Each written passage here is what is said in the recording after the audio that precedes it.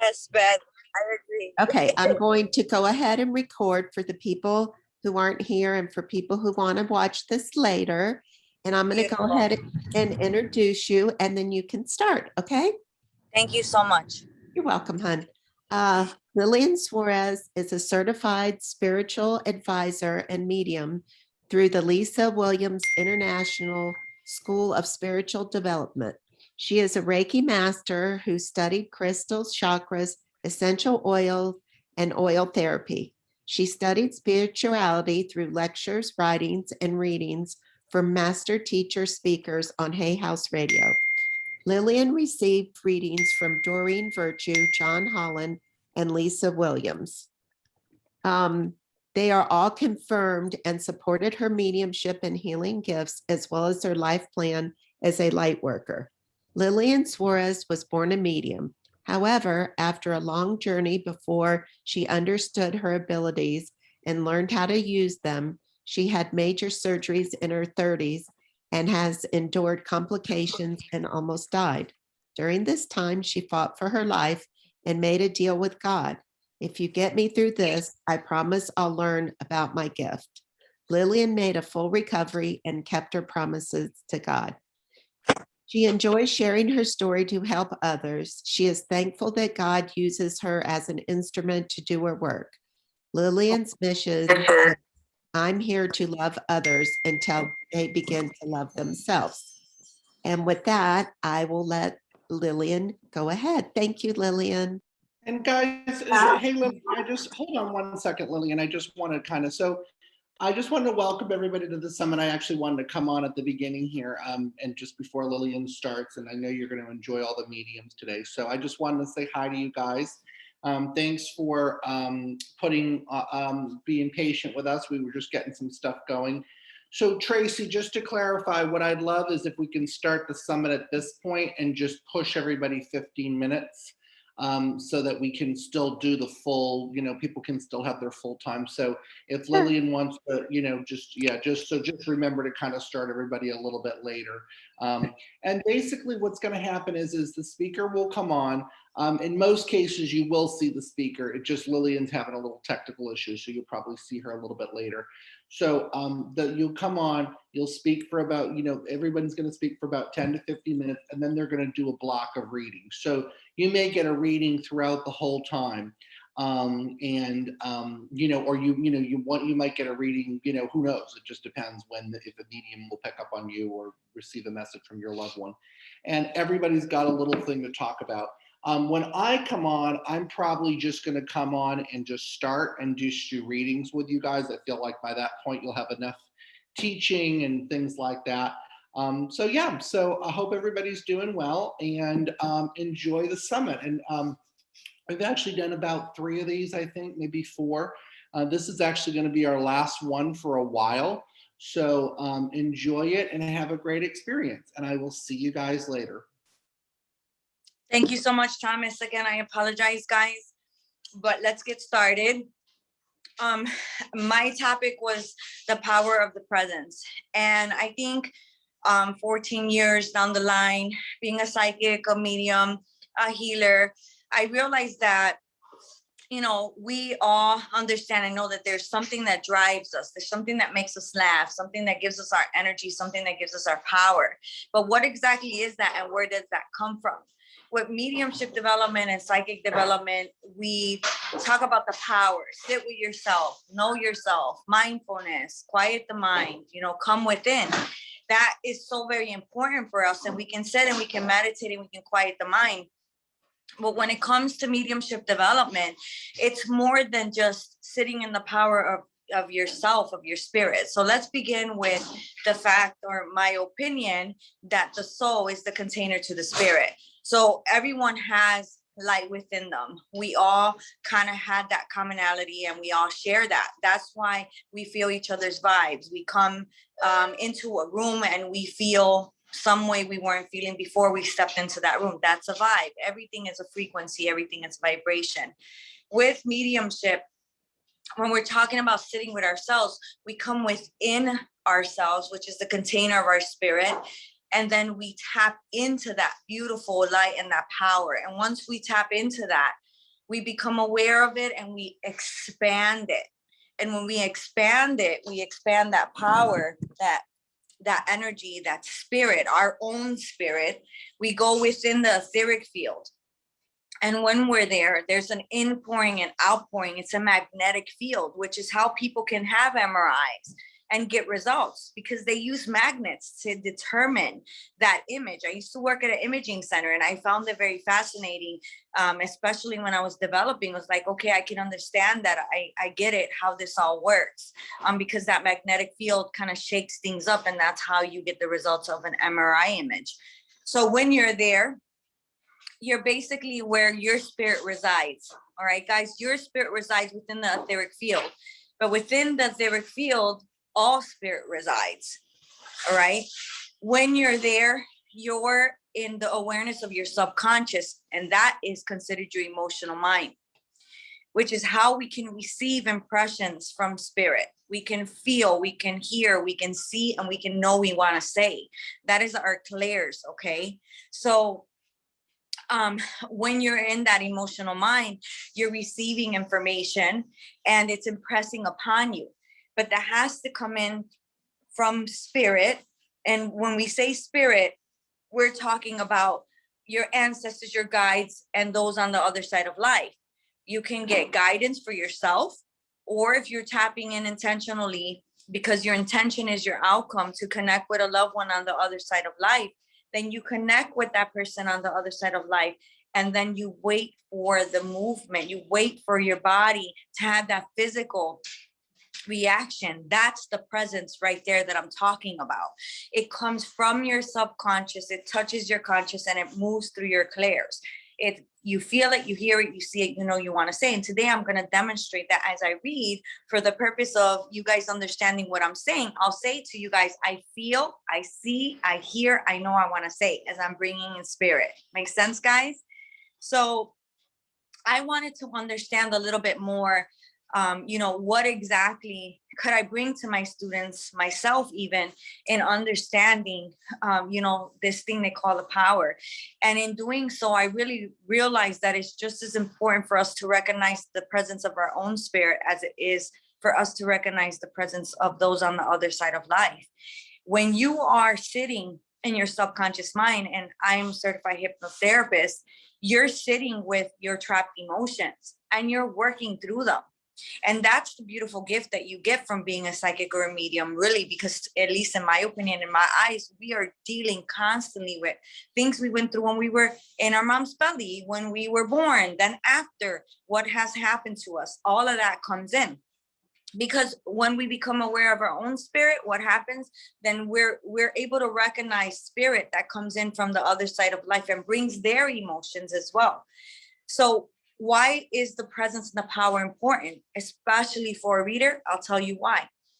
Because if, let's say, for example, I have unresolved issues with anger with my father, and there is a father coming in from the other side of life, and there's anger, it's going to trigger my unresolved trapped emotion during that moment. And as a trained medium, I have to understand what's mine and what is not mine. Because if we're going to read someone, we're going to give 110. And it's less of us, more of them, more of the visiting spirits. And I like to use the word visiting spirits simply because that's exactly what they're doing. They're coming in to visit us off that power. Now let's go a step further with this thing we call the power. If we tap into the power, it's like a platform. So when we bring our awareness into the space of spirit, where our spirit resides, all of spirit resides, and there's a power, a platform. Spirit comes in with their power, blends with your power, and that's how a medium does this thing called mediumship. There's an inpouring and outpouring of information. And it's almost like as soon as that visiting spirit comes in, they take you. There's this physical reaction from that power, and you're able to say and give the evidence that you give. It's such a beautiful experience, honestly. You could be feeling sick and you go right into this, like right now, and I'm lifted up. It's like I just got a battery pack. Okay, I was panicking because I couldn't get on here, and it's all gone now. It just fell off. It's this beautiful, wonderful feeling of oneness. All right. So Does that make sense to everybody? Is there anybody has any questions in reference to what the presence and the power is and why it exists and why it's so important for us? Thank you so much, Shannon. Thank you. This year, I've really worked hard with researching the power because I facilitate for Paul Jacobs, and he's a international tutor from Arthur Finley, and I've been very privileged to facilitate and hear him and participate. And you know, him, Mavis Patilla, they all have teachings from Gordon Higginson.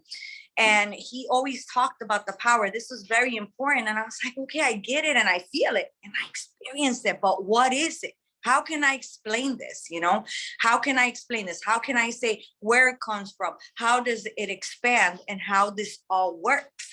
But I think the most beautiful part that I took from that was, oh my God, where my spirit resides, all of spirit resides. That's why sometimes when I come in and I push out before reading, I feel emotional. And there's this beautiful presence that comes within me.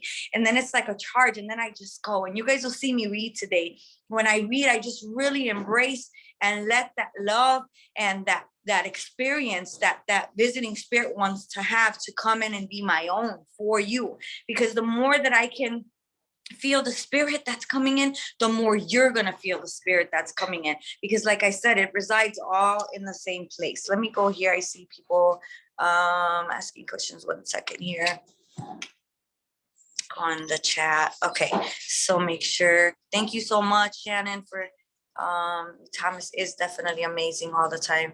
How do you keep from freaking out when the power arrives? Gina, great question. The first time that I took the platform, mind you, I was already reading, but the first class that I took was with Lisa Williams, and it was like it was 8 weeks online, and then it was 6 days in person, and then I did the platform Mediumship. And through the 6 days of training with her, she chose 9 students to take the platform, and one of those 9 students was me. So I went from not doing gal demonstrations to being put on a platform. And I remember when I stepped onto the platform and I felt that power, I felt heat. It was like a heater in front of me, and I wanted to run off of that. I wanted to run off of the stage. I promise you that I did. But I took a nice deep breath and I surrendered to it. The breaths help the power move. Now let's talk a little bit about something else when you're in the power. Water is the conduit to move the power in your body. When you're a fetus, you're 99% water. When you're born, you're 90% water. When you pass away or you're older in age, you're 70% water. As mediums, it's so important in my philosophy and opinion, which is why I teach spiritual hygiene, that we stay hydrated. Coconut water, vitamin water, different waters with electrolytes before big events, during and after, because we're moving the power, right, with the water and the fluids in our body. And so we could become a bit dehydrated. But whenever you're feeling that power in that moment where you're in that power, those breaths really help ground yourself and push it out. Don't contain it right here, because that's what it is. It's coming to you, but you're not expanding it. But with every breath, just visualize that power just expanding, and you'll see the difference that it makes. It doesn't feel like it's stagnant. It doesn't feel like it's just sitting and trying to do something and you're like, I don't know what to do with this. I hope that helps. Is it necessary to clear out your own garbage before being able to connect to spirit? Joy, I have to tell you, I feel like I have trained mediums that have had self-reflection and self-healing, and I've trained mediums that have come in and said, hey, I'm seeing spirit and I know what's happening, and they've come in brand new to spiritual development. Okay, so to answer that question, do I feel it would be phenomenal if you did the work and you release trapped emotions before? I do, but it isn't necessary. No, but if you're doing it during your development, you definitely have to be very, very disciplined with your mind, your body, and your soul. Because at the same time that you're elevating your frequency, all these trapped emotions start to fall off because they're vibrating at a lower vibration and no longer can exist in your space in that power. So you're ascending, and you start to see things and feel things more, hear things more. And during that process, you're feeling all of your trapped emotions. So a balance is required. Do you know what I say? It's preferred. I think so, because then if you've dealt with a lot of your trapped emotions prior, it's an easier ride on this end. But only your soul knows the journey it's going to take you in. So I wouldn't attach myself to it being that way, but just trust that your spirit is going to bring you to the journey you need to be in for your own development in your own spirit. That's my answer to that. I hope that helps. I would love to be able to connect with spirit. You're lucky you can. Okay. We all can connect with spirit, because if it is true what I said, and our spirit resides where spirit is, then that means that we are connecting with spirit, because our physical body is a vessel. Our spirit body is the vibration and the frequency and the vibe that we are, but it is not fully carried every day of our lives. We have a spark of that within. We expand that outwards, and there we are. Where our spirit resides, all the spirit resides. Now, do some people have more sensitivity to connecting with spirit? Absolutely. I was one of those people. 14, friend passed away, started seeing him with my physical eyes. It was scary. It was so scary for me. I was always very anxious, very nervous, couldn't be in crowds, stomach pain, didn't sleep well. This has been a blessing for me to understand this journey, because it has gave me peace in my own personal life, because I am aligned with my purpose and what I came here to do.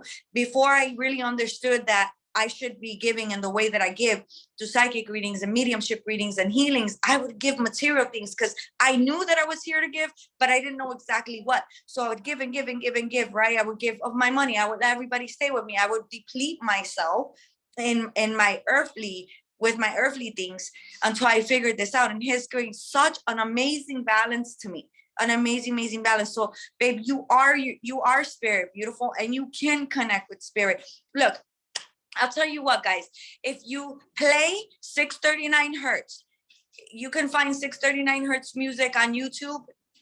There's so many videos on it. 639 hertz, that's the frequency of love. If you turn that on and you visualize white light on the inhale into your heart center, and once you get there, just give yourself a minute. Grab that power and push that power out. Breathe it in again. Feel the power and push it out.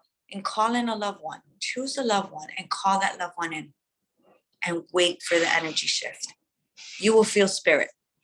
And it's the most emotional, beautiful feeling in the world. Ask and you shall receive. Your intention are your outcomes. Sometimes our human mind wants a blueprint, wants to see it in writing, wants to prove it. But spirituality is everything that you experience. Makes sense? Thank you very much for that, Lois. So are you saying, do we all have the gift to connect with spirit? 100%. 100%. The level that you connect might be different. But I, in my philosophy, agree that that answer would be yes. Because you are connected to your own spirit. If you weren't connected to your own spirit, you'd be living, right? That's my opinion. How do you step on the platform? All right, so, all right. So when we're working with doing demonstrations, you have to remember, on a one-on-one reading, you have one person in front of you and their soul family, right? Their loved ones, their friends, everybody that passed away. And so you get used to doing that one-on-one, and that power and that impouring is, your body adjusts to it. When you're doing demonstration, that's a whole nother level of you having to move and push out the power, because now you have 100, 200. The biggest crowd that I've done was 350 people. You have to push back your power and bring in the power of everyone in that demonstration and have that impouring and outpouring. Your intention will move that power in the room. And then spirit will decide, obviously, how they come in, why they come in, and what is it that they're doing, saying, or what need they're meeting. So let's talk a little bit about that. And I'm going to get straight into the readings because my energy just went back up right now. And I'm going to take advantage of that and show you guys what I am expressing to you guys. And I hope that I touch everyone that's here. Thank you again. I do apologize about the delay. That's not like me. I'm always on time. So sorry, guys, for the technical difficulties. Thomas, thanks so much for your patience, and also the coordinator. The frequency was 639 hertz. 639 hertz. Is that like the right side is giving energy and the left side is taking energy? Okay, Beth, I love that. Ooh, good job. A lot of people don't look at it that way. So let's talk about that very quickly. So you receive from the left, you let out from the right. So you don't necessarily, left side is taking energy. It's not necessarily taking energy, but it is. So you receive from the left, you let out from the right. So when I'm doing spleen healing, I have a selenite crystal, like a selenite sticklet underneath the left wrist tray, guys, actually underneath the armpit. So if you sit and you put a selenite sticklet right here, guys, okay? All right. It's by your spleen chakra, which is on your left side. So you are correct with saying energy flows in, because that is our prana chakra. That is our spleen chakra. That's where energy comes in. So energy always comes in from the left. Also, your left wrist, your left side is connected to your heart. It's connected to your heart. How amazing is that, right? So whenever you want to clear, put a selenite sticklet, listen to 639 hertz, and just allow it to just kind of absorb. I like selenite, guys, because you don't have to clear it. It just kind of absorbs the energy into it, okay? You always want to have one on the right side. And this is why I'm mentioning this, because it goes to left and right and what you're talking about. So I have a selenite sticklet here, but then I have a selenite sticklet underneath my right wrist because I let out from the right. So whatever is coming in and being cleansed and balancing, whatever needs to go is coming out and being cleansed from the right wrist. Try that, guys. Phenomenal, phenomenal clearing. That's called spleen healing. And that is a shamanic technique that I learned that I do all the time for myself and for others. It is amazing. All right.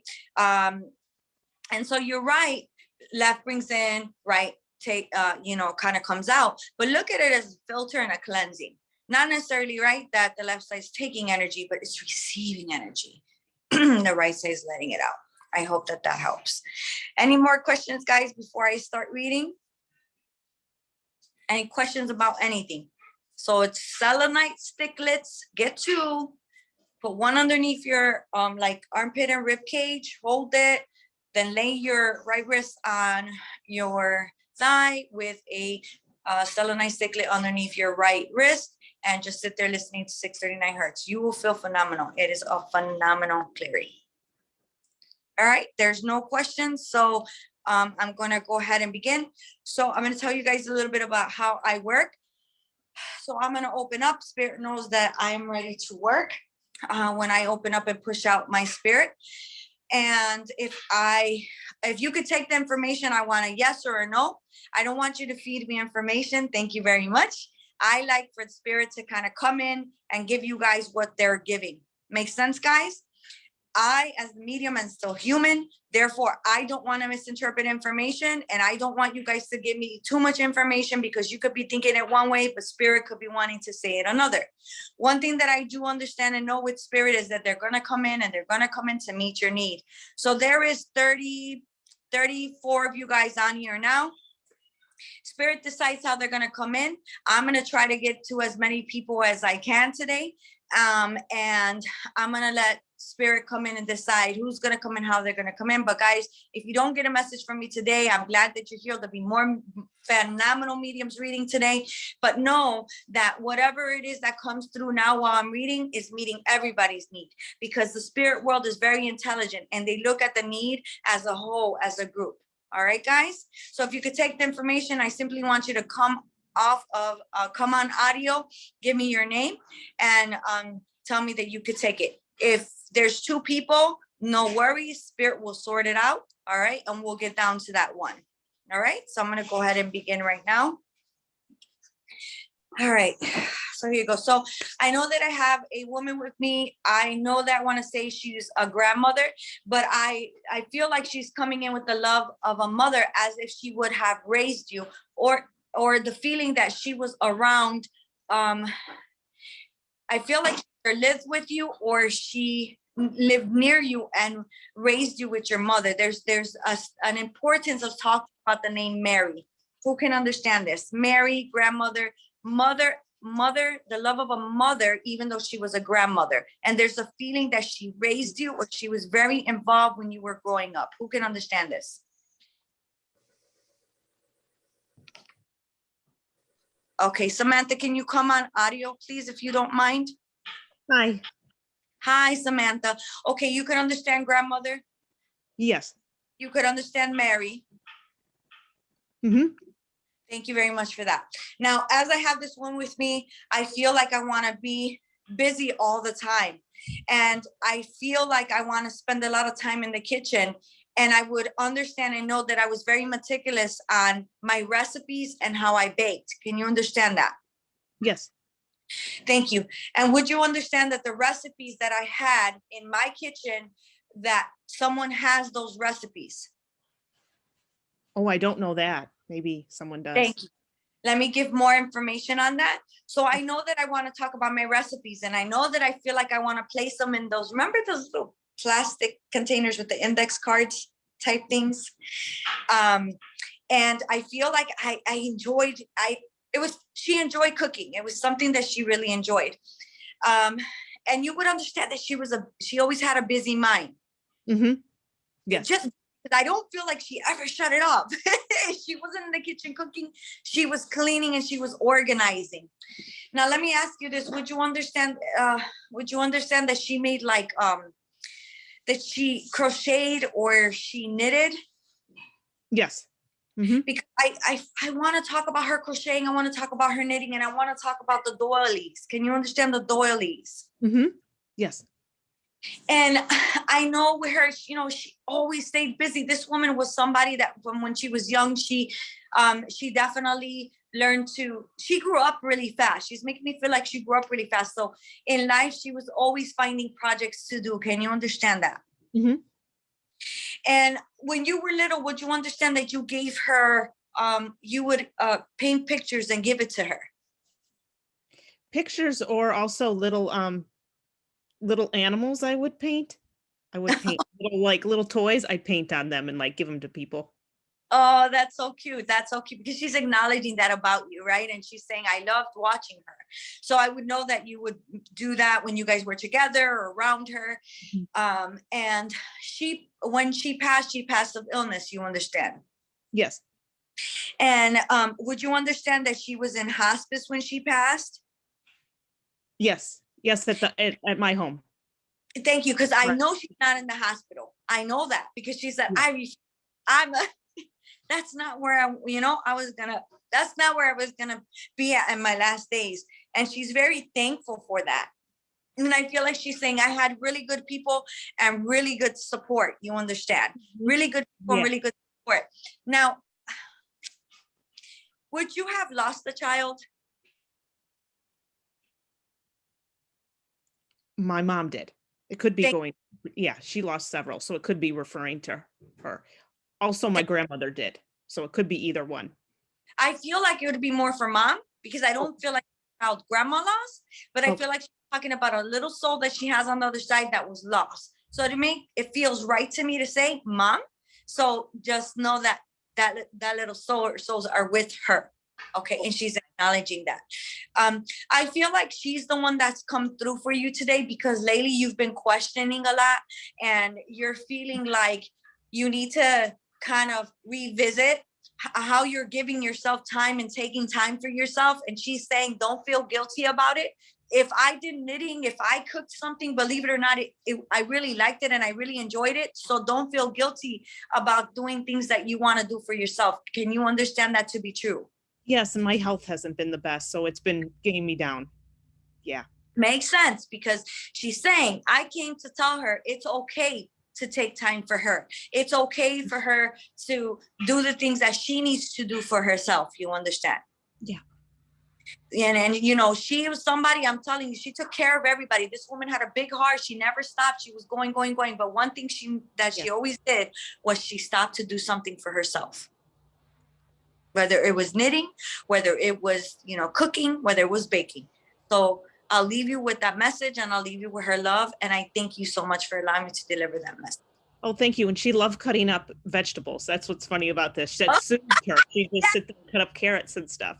Get that 100%, because I feel like as I'm with her spirit, I'm in the kitchen and I'm enjoying what I'm doing. You understand? This is not a chore. I like it. You know, I really like being in the kitchen, and I love feeding people, and I love giving. So this is what she did with so much joy. So I leave her love and joy with you. Thank you so much. Thank you. You're welcome. All right, guys. I want to talk about the name Larry. Can someone understand Larry? A Larry. Can someone understand the name Larry? Because I feel like I have a Larry, or I'm being brought, my awareness is coming to a Larry.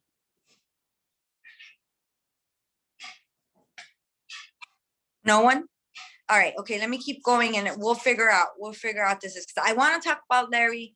I want to talk about a man that passed away from a heart attack, because I feel like he's bringing me to the last moments of his life, and I'm having a heart attack. And I actually fell over when this happened to me, and it was very unexpected, although I knew that I had you know, health issues before. And I want to talk again. I feel like either there's a Larry here with me as well, or there's a Larry connected with this man. Can someone understand a man that passed away of a heart attack unexpectedly, was not at home when this happened, and I feel like he was a father.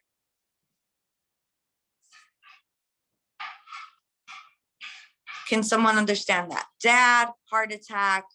I'm also feeling like I want to talk about the name Bob.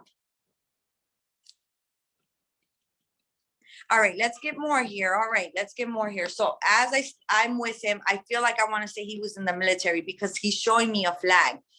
And I know that that flag would still be with someone here on earth. I know that for a fact. I also would know that I feel like either he served 4 years, or there's a significance of being proud of the time that he had in the military. Would there be someone here that lost a father that passed of, let's say, heart issues, was in the military? Want to talk about the name Larry, and I want to talk about the name Bob. It's a lot of information, guys. Okay, all right. I'm not going to let him go, because he's really putting effort to come in. Let's see. Give me something that the person that you're here for can understand. All right. So I feel like I want to talk to a woman that is on here. I feel like this would be connected to a female that is on here. I have a father, Bob. Died of a heart condition. Okay, Joy. Thank you very much. Can you come on audio for me?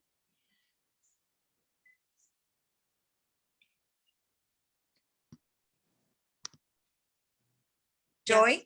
Hi, Yes. Thank you so much. Would he have been in the military? He was in the military for a short time. Yes. Okay, thank you. Beautiful. Thank you. Because I just felt like pride, you know, like I'm proud. As I'm with him, I feel like he was a man that was very present, and his presence was important. Being organized was important, and if he said something, he did it because his word was everything to him. Can you understand that? Not really. That's not fitting. Okay. I kind of can. Say that again. This is Kelley. Kelley, Hi. what can you take, Kelley? So my uncle Bob, he has a dad who's not my dad, but he's passed kind of recently. And that personality is his. You know, if he said he's gonna do it, he'd do it. And coincidentally, I was at an event with Thomas yesterday, and nobody took this guy, and it's almost the same guy. I'm going, oh my God, Is it me? He ain't giving up, girlfriend. And you taking me, you are taking me.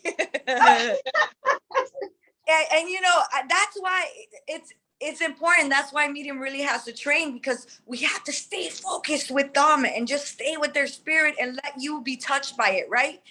Because it's not about like, I know for a fact it's the feeling, it's the bringing you into the emotion and the memory, because, you know, as I have him, I feel like he was, you know, his word was important and respect was important. You understand that about him. His word was important and respect was important. And so would you understand very much? Would he have been close to you? Oh yeah. Oh yeah. Because I gotta be honest. So then if the relationship is wrong, it's fine and I'm fine with that. But I gotta tell you, he's coming in with love of a dad. And he you know, that's how he wants to express his love for you today. Okay. So I have to acknowledge that and I have to give you that because it's so beautiful and so amazing as he's coming. He's like, yay, she took me, you know. So he's excited about that. Now, who served in the military? Because I don't feel that to be for him, but I feel it to be connected with him. Can you understand that? Oh, a lot of people served in the military. He had 9 brothers. Yeah. Okay, makes sense now because I'm like, okay, as I'm fully blended with him, it starts to feel a little bit different, but I still know that it needs to be acknowledged. So there would be, he's in spirit with his father. Is that correct? Yes. Yes. And would the military be true for his father? I don't know. No problem. Thank you. I'm going to give that to you. Put it on the shelf. Grab it if you can. I want to stay with him. Okay. And I feel like he brings such good energy to people. And although, you know, he took life so serious all the time, he had those moments where he made you laugh and you were like, no, he didn't, you know? Yeah. He Yeah. said Yeah. in the middle room for this room, what are you doing? He's like, I care. Because sometimes I needed a break because I took life so hard. You understand? Yeah. Yeah. Everything work. Goals. No time to stop. No time. What are you doing? How come you haven't done that? You know? But you know, but even though he was stern, he was very motivating. Like just kind of would, you know, talk to people of like, what are your goals? You know, stay on task, you know, move forward. Encouraging, very encouraging. So you understand. Yes, absolutely. Now, would you understand that not long ago you came across this picture? He wants to talk about pictures and picture. Oh yes, a picture of him when he was little. Oh, Yesterday. yeah, he's acknowledging that, right? And he's saying, you know, when you come across my things or you're talking about me and you're saying stories, know that my spirit is with you. My spirit is with your spirit, okay? And so someone just passed, you said? Someone just passed? He did. He just passed me. Yeah, it was like the end of August or the beginning of September. I think the end of August. Yeah. Oh. Mm-hmm. Well, good for him, girl, because his energy is really good. Like it makes sense because in the beginning it was kind of choppy and I really didn't feel like I was fully blended with him. But once you acknowledged him, he amped it up. He was like, "Woo!" Oh, wow. Okay. So, you know, so what happens is the more that a spirit works with a medium, the more they understand and know what to do. You understand? So, and you going and being around Thomas yesterday, it gave him an idea. And I don't know if you've had readings prior to that, but it's just allowing him to learn how to come in and communicate with you. So you definitely should look forward to him coming in because he will come in every time and it makes him happy and you've given him peace on the other side to have a voice to tell you that he loves you very much. Such sweet eyes. This man had sweet eyes. Beautiful. Sweet eyes. Very encouraging. But I want to keep saying very encouraging man, very loving man. I love you. Keep going. Hey, get done. You know, he'd be rough, but then he would give you a little sugar, you know? Yes, absolutely. Yeah. Gotta remind you of that. So stay on task. Thank you. Well, as you is coming for you, he says, but open the door and walk in before you turn around and walk away. In other words, it's good things coming to you, and just because they're unfamiliar things, don't dismiss them before you visit them. Make sense? Yes. Wow. Okay. So thank you so much. Appreciate you. Thank you. All right. let's see what we have. Okay, so now I feel like I want to say that there's a woman coming in here. She passed of cancer. This woman struggled the last 6 months of her life greatly, swelling in the legs, difficulty walking, because I don't feel like as if cancer was the only thing this woman suffered or experienced. There would have been other things going on with her, and almost want to say maybe circulation or diabetes here, because my legs are hurting and they're swollen and I'm having difficulty. And then on top of that, I get cancer, and from there, things kind of decline very quickly for me. Feel like this is like an aunt on mom's side, but if the relationship is wrong and you can take the information, I'm okay with that. But again, cancer, but had difficulty walking, a lot of difficulty with circulation in the legs. Can anyone understand this? And again, I want to be on mom's side here. And so this is maternal aunt. 6 months is very important for me to mention, because there would have been a time that things got really bad for her and her health. And also want to talk about November being important. I want to talk about November. So it could be birthday, anniversary, passing date, or date of significance, but I want to talk about November. So I think you're still in my family. This is Kelley. So Bob, that was my uncle, my mom's brother, and this is my mom's sister, Rebecca. I'm sorry. I'm just offending. That's so cool. Now let me ask you this: do you know the name Nancy? Nancy, only an in-law. No, that's okay. I'm gonna hold on to that and bring it back again, because I feel like it could be for someone else. Okay, so you would understand 6 months. You would understand it's important that you can take the fact that she was ill before she got cancer and had difficulty with her legs or walking. Yeah. Yeah, because she keeps talking about that she no longer has the pain in her legs. She's walking perfectly fine and she's getting around. And this was a woman that liked her peace. She was very gentle. Can you understand that? Okay. Kinda. Okay, let me take this and express another way. Would you understand would you understand she liked her quiet time, her alone time? Yes. Yes. Because I feel her being gentle with herself. I feel her having her alone time, being outside. She liked to be outside in nature.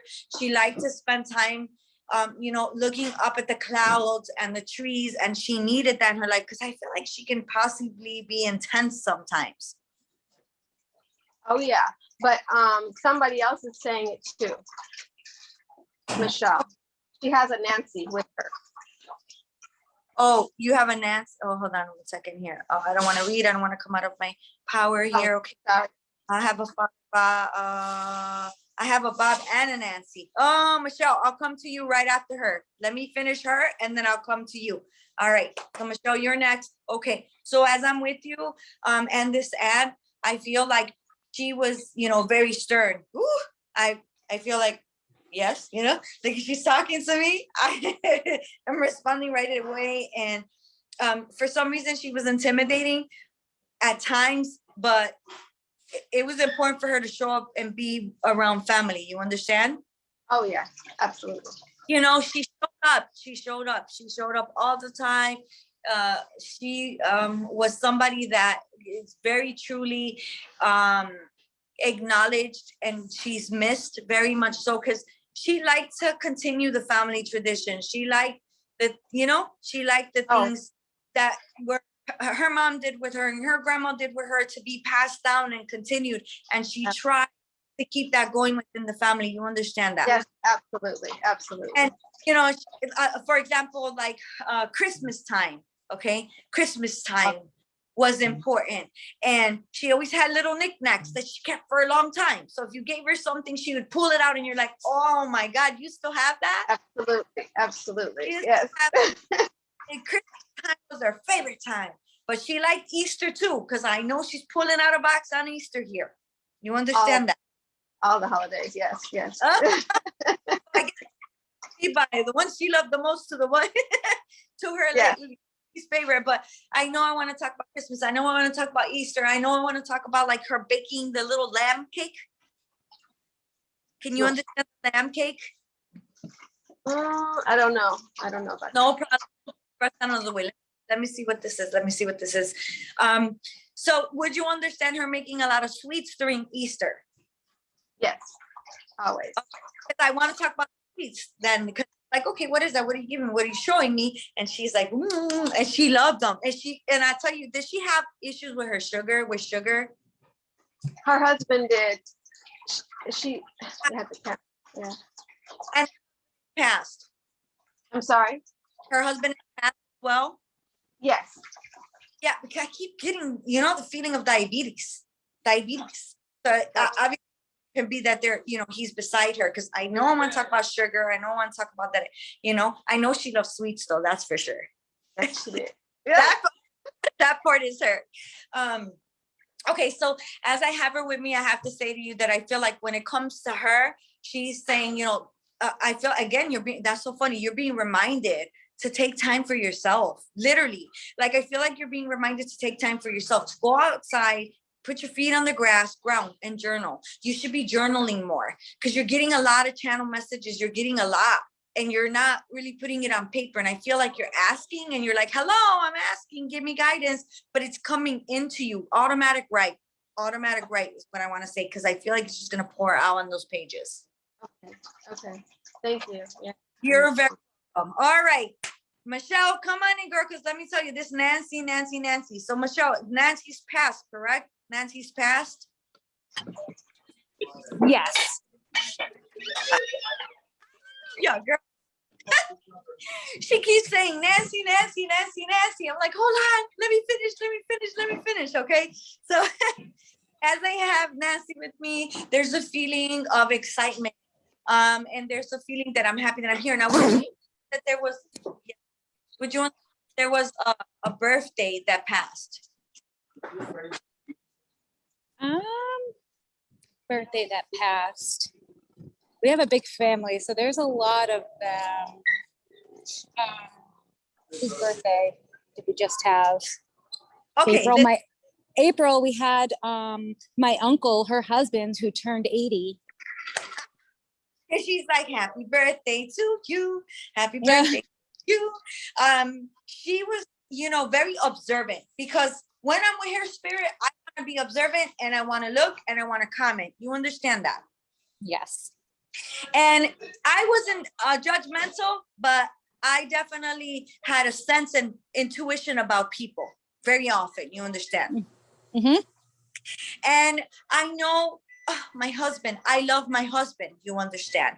And we were everything to each other, even though I wanted to, sometimes he got on my nerves, but Yes. I feel like, we were great partners in life, and I miss him. Boy, do I miss him. And boy, do I know he misses me. You understand?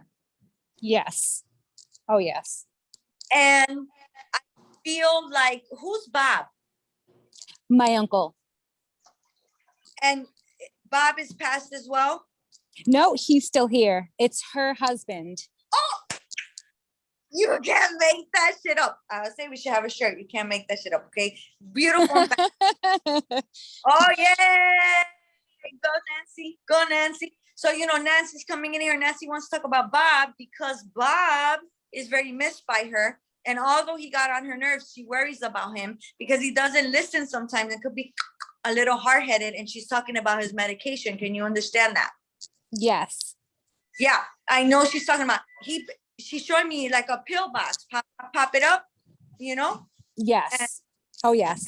And he has to be more organized. He's not organized. Ever since I've been gone, he's like a little bit all over the place. I'm honored, because he loved me that much to get himself together. Yes. I feel like, not only is she coming in for him, but I have to be really honest with you. She's very thankful for it, because it's almost like you're very humble, and you keep to yourself with a lot of the things that you observe and you see it within the family, but you're so good at honoring the traditions and the things that other people within the family did. Can you understand that? Yes. And she says it doesn't go unnoticed. I want you to know that it doesn't go unnoticed. I want you to know that I see what you do and your efforts, and I appreciate it very much. Nancy. She's funny. Did she like music? Yeah. Yeah, she does. 'Cause I would I say. just wanna dance. And I'm saying, Nancy, I want to dance and I want to enjoy music. I wasn't really, flexible, but hey, I danced in my own way. Yes, I that's love that. right. How do you understand the month of February? Because I want to talk about February and I know it's important and I know I want to celebrate it. February. I don't know. Okay, that's like birthday, anniversary, date, passing date, or date of significance. February is coming Okay. to, maybe I'm going with another soul right now. So I'm gonna say to you, thank you so much because she's such a pleasure to be with. And she says, thank you for delivering this message to my hard-headed husband. Thank you. And she says, stop being too hard on yourself. You're too hard on yourself. You're too hard on yourself. She said, when I used to take the time by myself, it was when I was being too hard on myself, when I was overthinking and overanalyzing, because that's how us, the women in our family are. We overanalyze and we overthink, you understand? She's like, Yes. but you have to slow your thoughts down, slow them down, and, move the way you want to move. You need to slow down and move the way you want to move, because what you're thinking is the way you should be going. Oh, good. Good. Good news. Very Not nice. wrong direction. Yes, I know. I know. Thank You're very you. Thank you. Thank you. Have a good Thank Thank you. you. Thank you. All right. Okay, let's keep going here. Let's see who else we have. Can anybody understand the name Susan? I want to talk about the name Susan. Oh, we have a Susan here. Hi, Susan. Hi. How are you, Susan? So, I got to say, I got to come direct to you. Susan, would you understand the month of February as being important? Yes. Yay! That's called direct. Good job, Spirit, because they said, just go to Susan. All right. So let's see who we have here. Susan, you would understand. Woo! You have a gang of people here. You understand mom is passed, dad is passed. Yes. You'd understand aunt is passed, aunt on mom's side is passed. Yes. You would also understand that there's an uncle on that side that is passed. Yes. Yes, thank you. But I also want to say they're all here with me, but there is a younger soul. Not younger, but there's a young man that passed. He was like a young man. He passed sudden and fast. Can you understand that? Yes. And even though I have all of them lined up and they're giving their love to you, he's coming in with an immense amount of love and acknowledgement to you. And I have to say, this young man makes me feel like I want to cry. He was such a pleasure to have in life. And I feel like he had so much beauty and potential within him. Somebody that would open the door for somebody, would carry groceries or would help. Can you understand that? Yes. And he's saying, I'm sorry that I left you guys so sudden and fast. You would understand he passed sudden and fast? Yes. Because I'm here 1 minute, but then I'm not. And I feel like there's so much that I wanted to do. But the most important thing is that I didn't get to say goodbye to the people that I loved. Are you grandmother? I am a grandmother, yes. Is this your brother? No. Okay. Okay. All right. I'm okay with just letting go of the relation because the blending is just so beautiful here. I just feel so happy that I'm here today. And I feel so happy that I'm able to talk. You know his mother? I'm his mother. This is your son. Oh, how beautiful. Thank you so much for allowing me to connect with him. There is an immense amount of gratitude.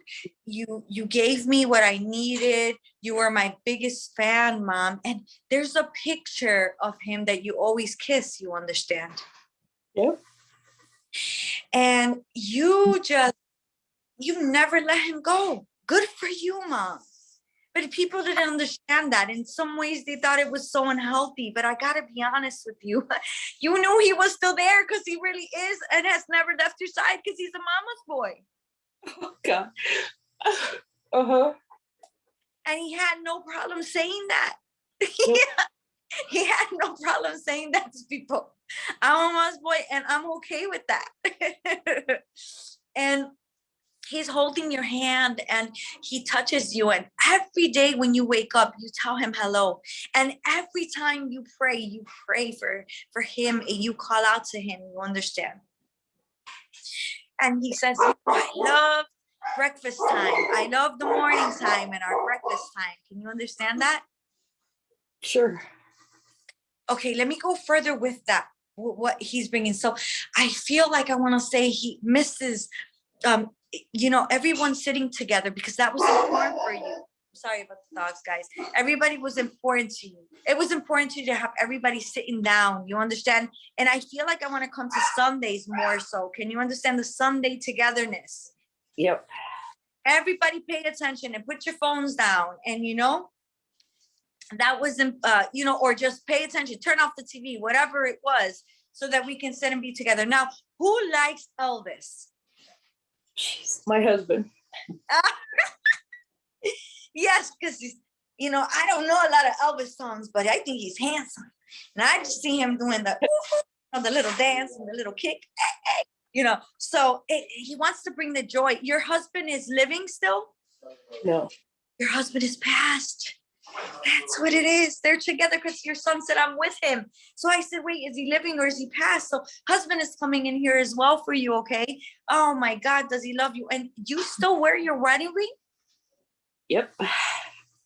Yes, because he is so proud of that. My wife wears her wedding ring. Yes, he is still my wife. And I am still hers the way that she is mine. And I have him with me and we're together. He's okay and I'm okay. You understand?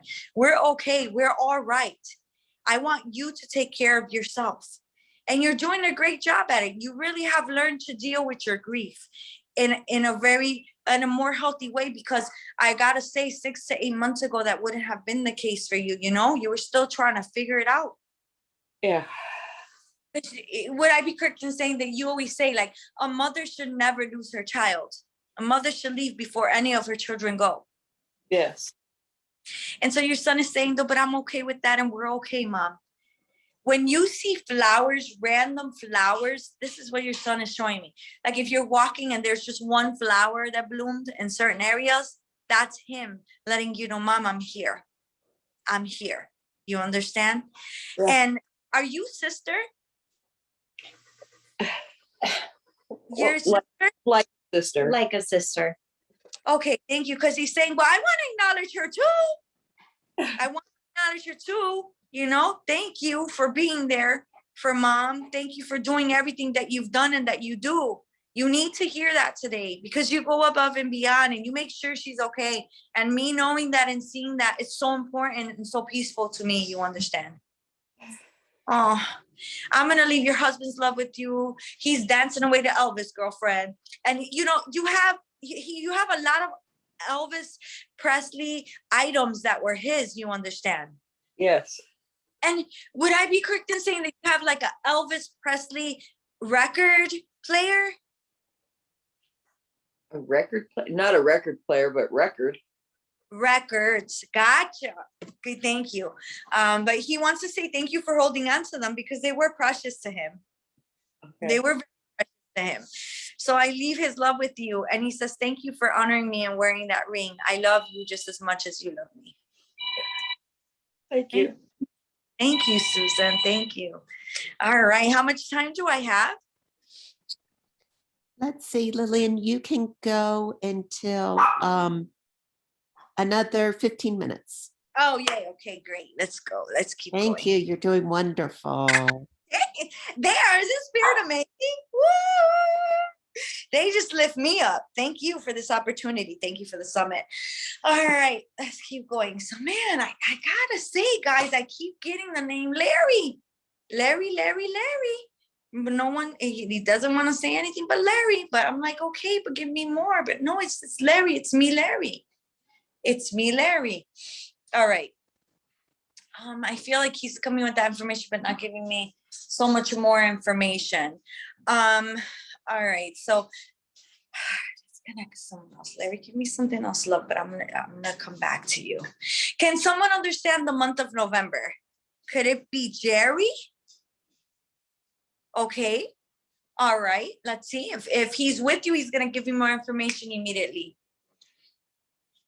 Would you understand that this gentleman left a car that he loved behind? A car that he really, really, really loved?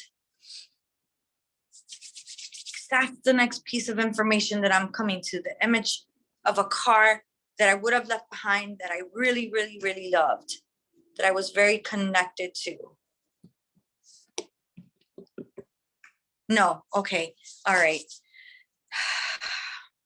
I'm gonna let that go, Tracy, and I'm gonna ask him to give me something stronger, okay? Because I don't wanna push it or force it, all right? But we're gonna put that out there. Thank you so much.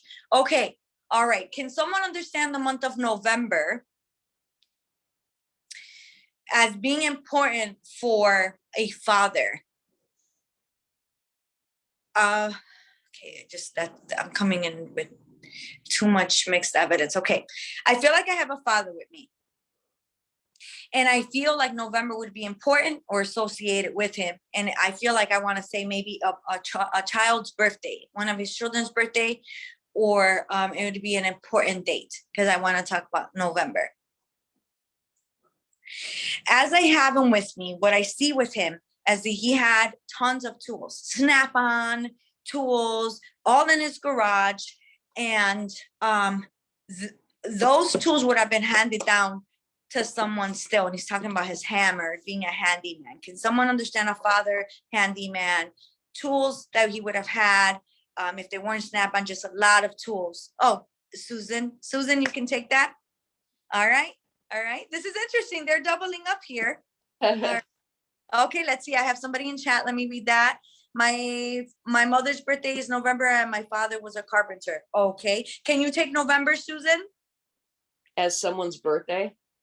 Okay, thank you. Okay, beautiful. Let's let spirit sort this out, and then we'll know if I'm going to use Susan or if I'm going to Cindy. Okay, so as I continue to have this man, wait, I want to say these tools were handed down to someone. Someone has these tools.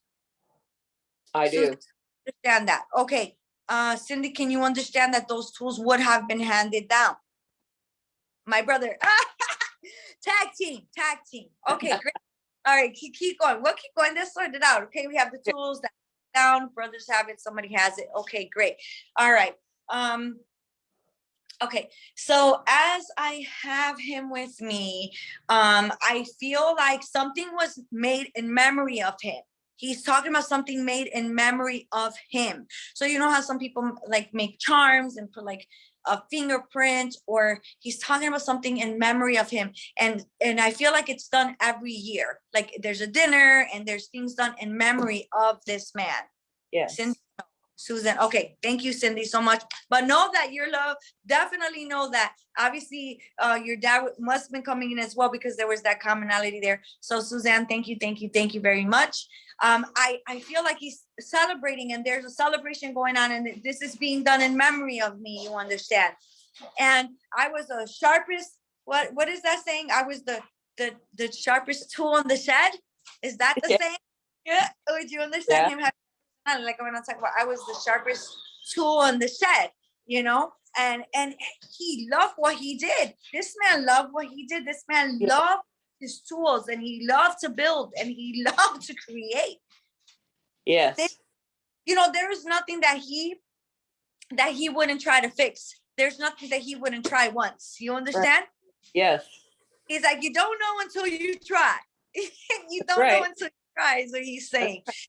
I loved it. I love that about him because he would tackle anything, he would tackle anything like, okay, well, let's try to get it done. Let's try to do it. This is your father? Yes. Yeah. And what is the deal with his hammer? Would he put his initials on the bottom of the hammer? Yes. He always put his name on his tools. Because he's like carving his initial and he's really taking his time and then going on to the next one and carving his initial and going on to the next one, you understand? And but that's how much he had passion for what he did, so would you understand he used his tools with his career path and what he did for his career path? Yes. Yeah, because I don't only want to say that I'm using these tools when I'm doing things at home. I want to say that I'm using these tools, you understand, when I'm working in my everyday life, And that's why I have so many tools, because, I had to change with the times, and boy, did the times change, he said. But hey, listen, he said, with a lot of the things I did, I continue to do them old school. Yeah. He's like, I continue to do them old school. And I know that I want to say that there's I feel like that he is telling me that his son like took on that as well, did what he did, learned what he did, like he would like to teach. Not so much. Okay, thank you, no problem. So, but I know then this is just for Cindy, so I still feel like I have Cindy's person to the side a little here. Cindy, I feel like that might be correct for you. Like dad would have taught brothers to do things with those tools and kind of teach them. He tried. Yeah. I feel like with your dad, so your dad is in spirit with mom. Yeah. Yes. And can you understand the name Marie? Muriel. Muriel. Okay, thank you. And that's your mom's name? Yes. Thank you. And because, they want to acknowledge that they're together, and it's important. That's important. Okay. And I feel like you miss them very much. And I feel like you did a good job at being a caretaker and caring for them when they were ill as much as you could. So they're saying, don't let go of the guilt, because you have guilt that you hold, but you shouldn't. You understand that? Sure. It doesn't make sense. She did so much. She did too much to think of the things that she didn't do. And that's why I feel like dad came back in. He's like, wait a minute. Yeah, her husband came in. Yeah, her son came in, but she needs to let go of the grief of believing she could have done something different. It was my time, and that was that. And I feel it more to be with dad than mom. Can you understand that? Yes. So he's like, it was my time, and nothing would have changed that. But I really do appreciate that you love me enough to say, how could you have how could you have changed things to make things better for me? You understand? Right. Yeah. Thank you very much for that. And can you understand November, please? November. Yes. Okay, thank you. And that's a birthday in November? Birthday and passing. Okay, for dad. My mother died in November. Your mom. Okay, thank you very much for that, because I know it's important here, and it's got to be for one of them. Very good. So I feel like he's coming again. That's your message. That's your healing message. Your healing message is, you know what? Listen, you did too much to think of the things that you didn't do. We are so proud of everything that you did for us, and we appreciate you, because we know it was a sacrifice. You had to live your life and help us out as well. You understand? But please give yourself credit for what you did, because it's very important. Take care of yourself. Take care of your health. Okay. Take care of your health. Okay. Right. So I'm going to give that to you. Thank you so much. That was wonderful. They all came in for you today. Great. Thank you. All right. Let's keep going here. Cindy, can I speak to you? Because I got to, because I can't not come to you. Let's see. I have a dad who passed. His favorite uncle was Larry, who also passed.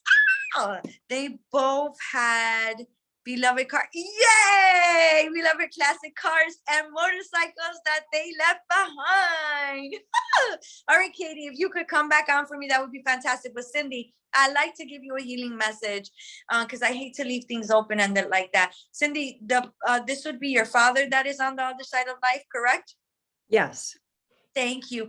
And I have to say, would you understand that your father was such a gentle man? Yes. Oh, and I couldn't let him go without giving you his message, because that would be so sad, because he's so humble.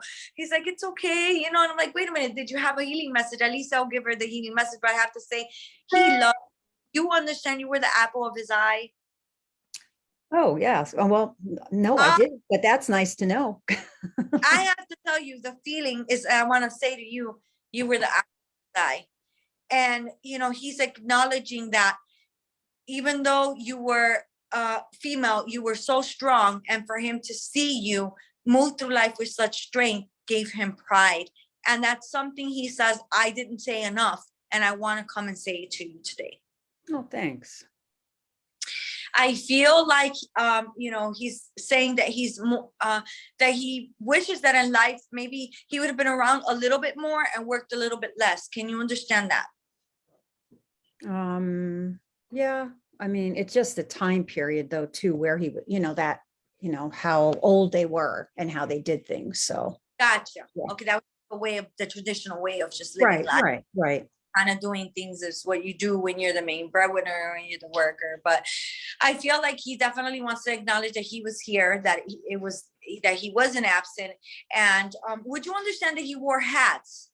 Yeah, he did wear a lot of hats. I even still have one of his hats here. Give me another piece of evidence for her. Come on, one more. And he says he wore hats, but also wants to acknowledge the hat that someone has of his. Mm-hmm. Okay. I have it here. Beautiful, fantastic, and wonderful. Listen, he showed up. He says he's so happy to come in and tell you, I love you. And again, I never worried about you because you were strong. Continue to walk through life as strong as you are and know that you're daddy's girl. Thank you. You're welcome. And I'll leave that with you. All right. Person that can connect with Larry. Katie, is it? Yeah. Yay! Yay! I love it. We get to connect Larry. Because, the way I look at it, it's like they put effort to come in, And sometimes we don't get it right away. Even me, I'm a medium, and I could be sitting in a dem, and I'm like, no. And I'm like, wait a minute, that's for me. That's for me. Hold on. So it was the cars. The car. So you could understand the car. Hold on, let me go back real quick. So okay, you had a dad who passed. His favorite uncle was Larry, who also passed, and they both had beloved classic cars and motorcycles that they left behind. Yes, there's the car. And then, before I got that on the message, I said to him, come on in and give me something. So your dad is with Larry and they're together. So Larry is the one that kept coming in. So would you understand that Larry was a little bit more of a louder communicator than dad? Mm-hmm. Fantastic. And so what we do with that is we call that Larry's acting is the enabling spirit for dad, because he's building power for dad. But you know how they would be in life. Yeah. Oh yeah. They were two peas in a pod. Yes. Two peas in a pod, and they joked around and they laughed and they spent a lot of years of life together. Yeah. They were close in age. Beautiful, fantastic. That makes total sense. Yeah. So they spent a lot of years in life together, and they liked a lot of the same things, which doesn't shock me that they both had cars and things like that, because they both love to be together, and they like understand, they like Budweiser. Yes. Yeah, when I the Budweiser, they're like, hey, and they're joking around, and they're in the garage and they're cracking me up because I feel like they were like in their own world when they were together. Yes. They were in their own world, and if anybody stepped into their world, they were sarcastic, or they would make them, laugh, or say to them, like, don't go in the garage. You're in the garage again. Yes. You understand? So did they both have like jackets? Yeah, like leather jackets. Biker jackets. Yes, they were bikers. Okay, you said that, but was it like Harley Davidson? Oh yes. I've seen like the jackets, but I'm seeing Harley Davidson, like patches. They and were. My brother has my dad's jacket. Oh yay! I love it. You can't make that up. Woo-hoo! Yes. So it's so awesome. I'm so excited. I have to say to you, like, you're such a warm, kind-hearted person. And when I say to you guys that spirit comes in and meets the need, this is the perfect example. You're kind, you're warm-hearted, you're always giving, you never say no. Would you understand that to be true? Yes. They're coming in together because they want to come in separate. And they're saying that it's okay sometimes to say no, and it's okay sometimes to be a little bit selfish. And you're needing to do that right now, and you're finding it difficult, and you're feeling guilty, and they're coming in saying, hell no, don't. Because they would be the two people in your soul family on the other side that would be sarcastic and blunt enough to come in and tell it to you how it is. Mm-hmm. Yes. Okay, so they're saying to you, it's okay for you to say no and choose you. You need to do that right now. You understand, you have goals, you have things that you want to accomplish, and you will. But right now, you have to just focus on you. And then when you're better, you can give more if you want to. You can be available more if you want to. But right now, you have to do you. Yes. Would you understand that that is true for you in life right now? Yes, I definitely do. Beautiful, fantastic, and wonderful. I say to you, thank you. You made my day. Because when I leave, I'm like, I'm sorry, Larry. I tried. I'm sorry it took me a while to put it together. No. Trust, everything happens how it should. Yes. Everything happens how it should. Maybe they wanted me to go out with a bang and give me a day because I saw flustered because I'm like, I gotta get out of here. That would make sense. To go out with a bang. They would be into that big time. Understand that they would say that, go out with a bang. Bang, bang. They hunted, they had guns. Mm-hmm. Because they said literally, bang, bang, we had guns. They like to talk. Oh yeah, they like shooting guns and drinking and riding motorcycles, and they're just manly men. Good old Budweiser, they say. Good old Bud. And they like to say their stories. They love to say their stories. Mm-hmm. But I'll leave you with their love. You have a tremendous amount of love and support from them on the other side, girlfriend. Take their message and really, really take it in because you deserve the very best right now for you. And you will meet your goals, babe, but you're going to have to just choose you for right now. Okay, thank you. Thank you. Thank you. Thank you, everybody. Thank you so much. Thank you, Lillian. That was wonderful. We can go out with the big bang with Larry. Yes! Thank you guys. And again, I'm so sorry about the delay, but we did it and we let Spirit have a today. So thank you guys for the gift that you've given me today. Thank you. Thank you so much. And I'm just going to keep going here. And I am going to introduce Brandi Kahn. Brandi Kahn is an intuitive medium, Reiki master, and certified counselor astrologer. She always had a connection to spirit since she was young, but she did not actively develop as a medium until a few months before her father's unexpected passing. Following a life-altering communication from spirit, delivery message from spirit became her focus. Brandi has been featured guest on Hay House Radio and a contributing author to the books When Angels Speak and The Last Breath. In addition, she has taught classes on angels and spirituality at Body, Mind, and Soul located in Houston, Texas. Brandi also works with the healing modality known as, and I'm going to get this wrong, Arcturian healing method. Brandi is homeschooling mother to 4 children. She lives in Lake Jackson, Texas with her husband, children, and 2 dogs.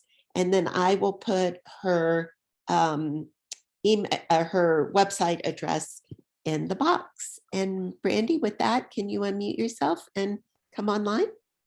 Hello, can you hear me? Everybody can hear me? Hi, Brandi. Hi, how are you? Good. Thank you for being here. Yeah, I'm happy to be here today. Thank you for the lovely introduction, Tracy, and great job, Lillian.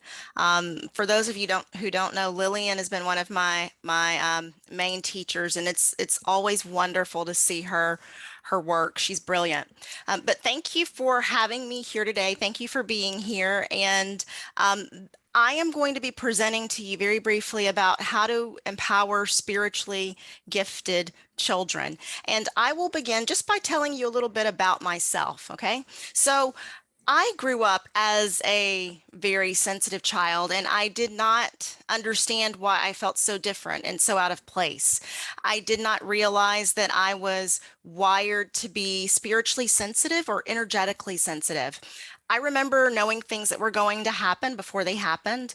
And I also remember knowing what people around me were thinking and feeling. But it was really hard for me to accept myself because I did not understand myself at all. And on top of that, I grew up in a really restrictive religion that taught that anything dealing with spirit, intuition, energy, that it was bad, it was evil, demonic, and you needed to avoid it. Okay. So at 16 years of age, I intentionally closed down my abilities and I made the decision that I would ignore all gut feelings that I had about people and situations.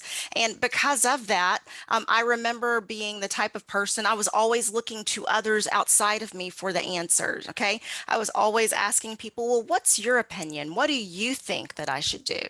And I didn't realize that all of the answers were within me if I would just stop and listen to what I was feeling and what I was hearing. Okay. I made the decision. It wasn't until my late 20s that I decided to open up again. And when I became a mother, I knew that I wanted to teach my children about intuition and how to use their intuition and why it's so important.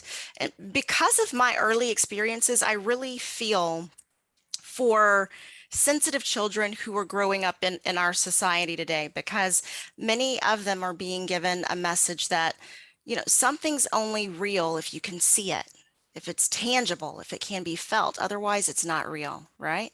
Meanwhile, you've got sensitive children who are seeing, hearing, and feeling things that the adults in the room are telling them that are not real. And they are being told it's just your imagination. You're just imagining it. If there's one piece of advice that I could give you that I hope that you take from me today, it's if your child is having these types of experiences, please don't tell them that it's just your imagination, honey, because that message that can be very invalidating. And then the child begins to wonder, well, can I trust myself? Can I trust what I'm feeling? Can I trust what I'm picking up? And then they begin to look to others for the answers that they already know within. Now, as an astrologer, I do natal chart sessions for parents who want to know more about the astrology in their children's charts. And for those of you who are unfamiliar with natal charts, basically it's like a snapshot of the heavens at the moment that you were born. Okay. So at the exact time that you were born, the exact minute, the sun was in a particular location in the sky, and so was the moon, so was Mercury, along with all of the other planets. And depending upon where they are located and where they are situated in relationship to each other, you were born with a certain set of potentials, okay? A certain set of personality characteristics, gifts, abilities, difficulties, challenges that you may face, okay? We can also see the aptitude or the ability, spiritual ability, the potential that is there within the natal chart. So, I've been doing charts for younger children for their parents, and it's surprising to me because so many of our young children are coming in so sensitive already and with so much potential to be very spiritually aware. And 9 times out of 10, their parent was unaware that their child had this potential or has this ability, and the parent was unaware that the child is going to experience and perceive life in different ways than they did. Okay. So what do you do if you don't have a natal chart in hand for your child and you want to know, like, if they are sensitive? How does it show up? How does it manifest? I will spend the next few minutes just describing 9 characteristics of spiritually gifted children. And if you are a parent or a grandparent, aunt or uncle, anybody who is interacting on a consistent basis with children in your lives, please listen carefully for any characteristic that may identify the child in your life as being sensitive. Why is this so important? Well, because you You could be that one person in your child's life or in a child's life, that one person that affirms them, that validates them, and that lets them know that they are okay just as they are, just as they are. So the first characteristic, the first thing that you may notice is a very high level of sensitivity. Okay, now this can be physical sensitivity or it can be emotional sensitivity. Now, with physical sensitivity, you may notice that your child is sensitive to loud noises or loud environments. They may be very sensitive to bright lights, and they may be sensitive to pain as well. Okay. With emotional sensitivity, your child may feel things on a very, very deep level. And if there's someone around them that is in emotional despair or they're in emotional distress, your child may feel that person's emotions as if they are their very own. It can be confusing for them. It can be overwhelming. So please keep that in mind with children with this level of sensitivity, because they're receiving information not only from through their physical senses and from our physical world, but they're also receiving information energetically from the energetic environment around them. Okay. Another spiritual gift is clairvoyance, which means clear seeing. And clairvoyance is the ability to perceive objects and images that are not present to the senses. And clairvoyance can occur objectively, and you see like someone in spirit the same way that you're seeing me right now, or it can occur subjectively. And when it's subjective, it feels almost as if it occurs within the mind's eye, within the imagination. All right. So we have young children who are clairvoyant, and many of them are able to see and interact with the spirit world. And that's why you'll hear some young children talk about their imaginary friends. Now, to the adults in the room that can't see quite what's going on, they think that it's make believe. They think that it's pretend. But trust me, for that child, it's a very, very real experience. I'll tell you a story about my daughter. She's 16 years old now, but when she was 5 years old, one morning she woke up, the sun was out, her room was well illuminated, and she opened her eyes and there was a young boy that was standing at the foot of her bed. And he looked a lot like her older brother. And so she was unsure as who he was. So she asked him, "Are you Amir?" Amir is my son's name. "Are you Amir?" And he stood there and he looked at her. He never said a word, but he smiled and he shook his head, and then he disappeared into thin air. Okay. And she told me about the experience later on that day, and I was unsure as to what to make of it, but I did listen to her and I validated her. Well, 2 weeks later, I had my own experience where I also saw this same little boy that appeared to her. I was bent over the bathtub, running the bath water for the baby, and out of the corner of my eye over here, could have sworn it was my oldest son that walked into the bathroom and walked behind me, and I thought he was going into the closet. So I turned around very quickly to ask him to hand me the bubble bath, and lo and behold, when I turn around, there's nobody there. Nobody there at all. And I had just seen this young boy walk in behind me. I run upstairs to go find my oldest son. He's in the toy room. It was virtually impossible for him to have been there. So then I knew, I was like, okay, this is the same little one that my daughter also saw. Then 2 weeks later, my husband saw him as well.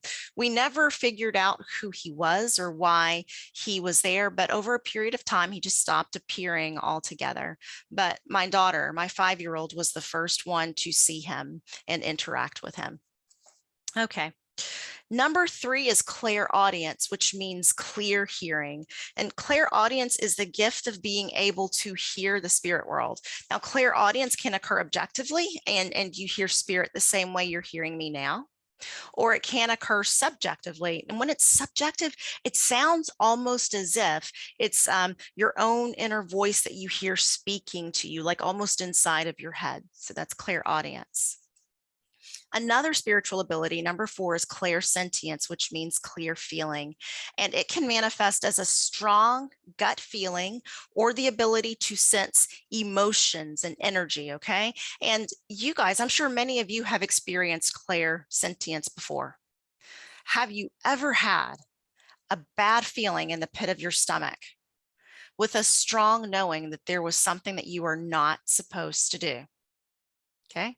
If so, that's clairsentience. That's how it manifests. That's how it feels. I'll share another experience. I was an 8th grader in junior high, and my best friend and I, we were out behind her house. The area behind her house was heavily wooded. So we decided to go into the woods and explore, right? So we go deeper and deeper into the woods, and we come across what looks like a small house or a shed. And we stood at a distance, looking at this house.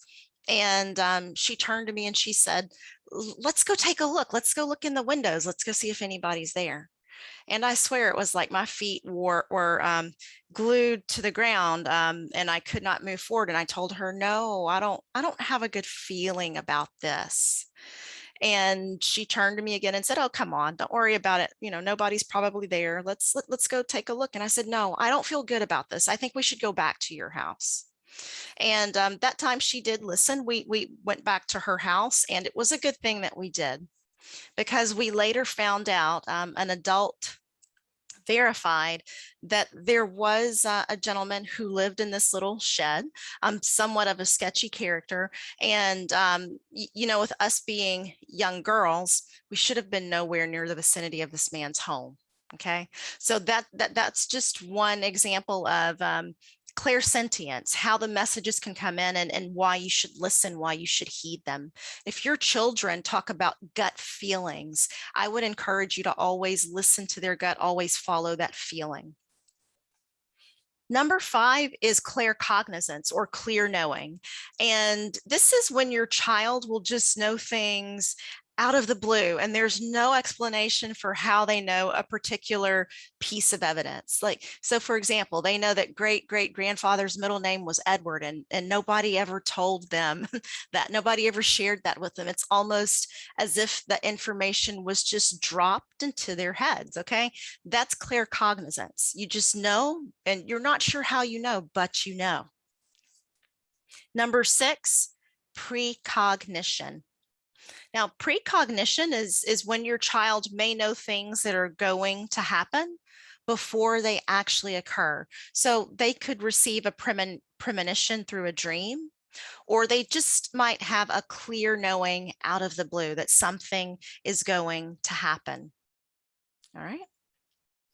Number 7, the ability to communicate with animals. Okay, the ability to communicate with animals. This is one of my favorite ones. So your child may be able to telepathically connect and link with animals. Like if you have dogs or cats within the home, or birds, or just pets, your child might have a knowing of exactly what the animal is feeling, or if there's something that they need. Now, along with that, there may be a love of being outside and nature, flowers, trees, plants, butterflies, that type of thing.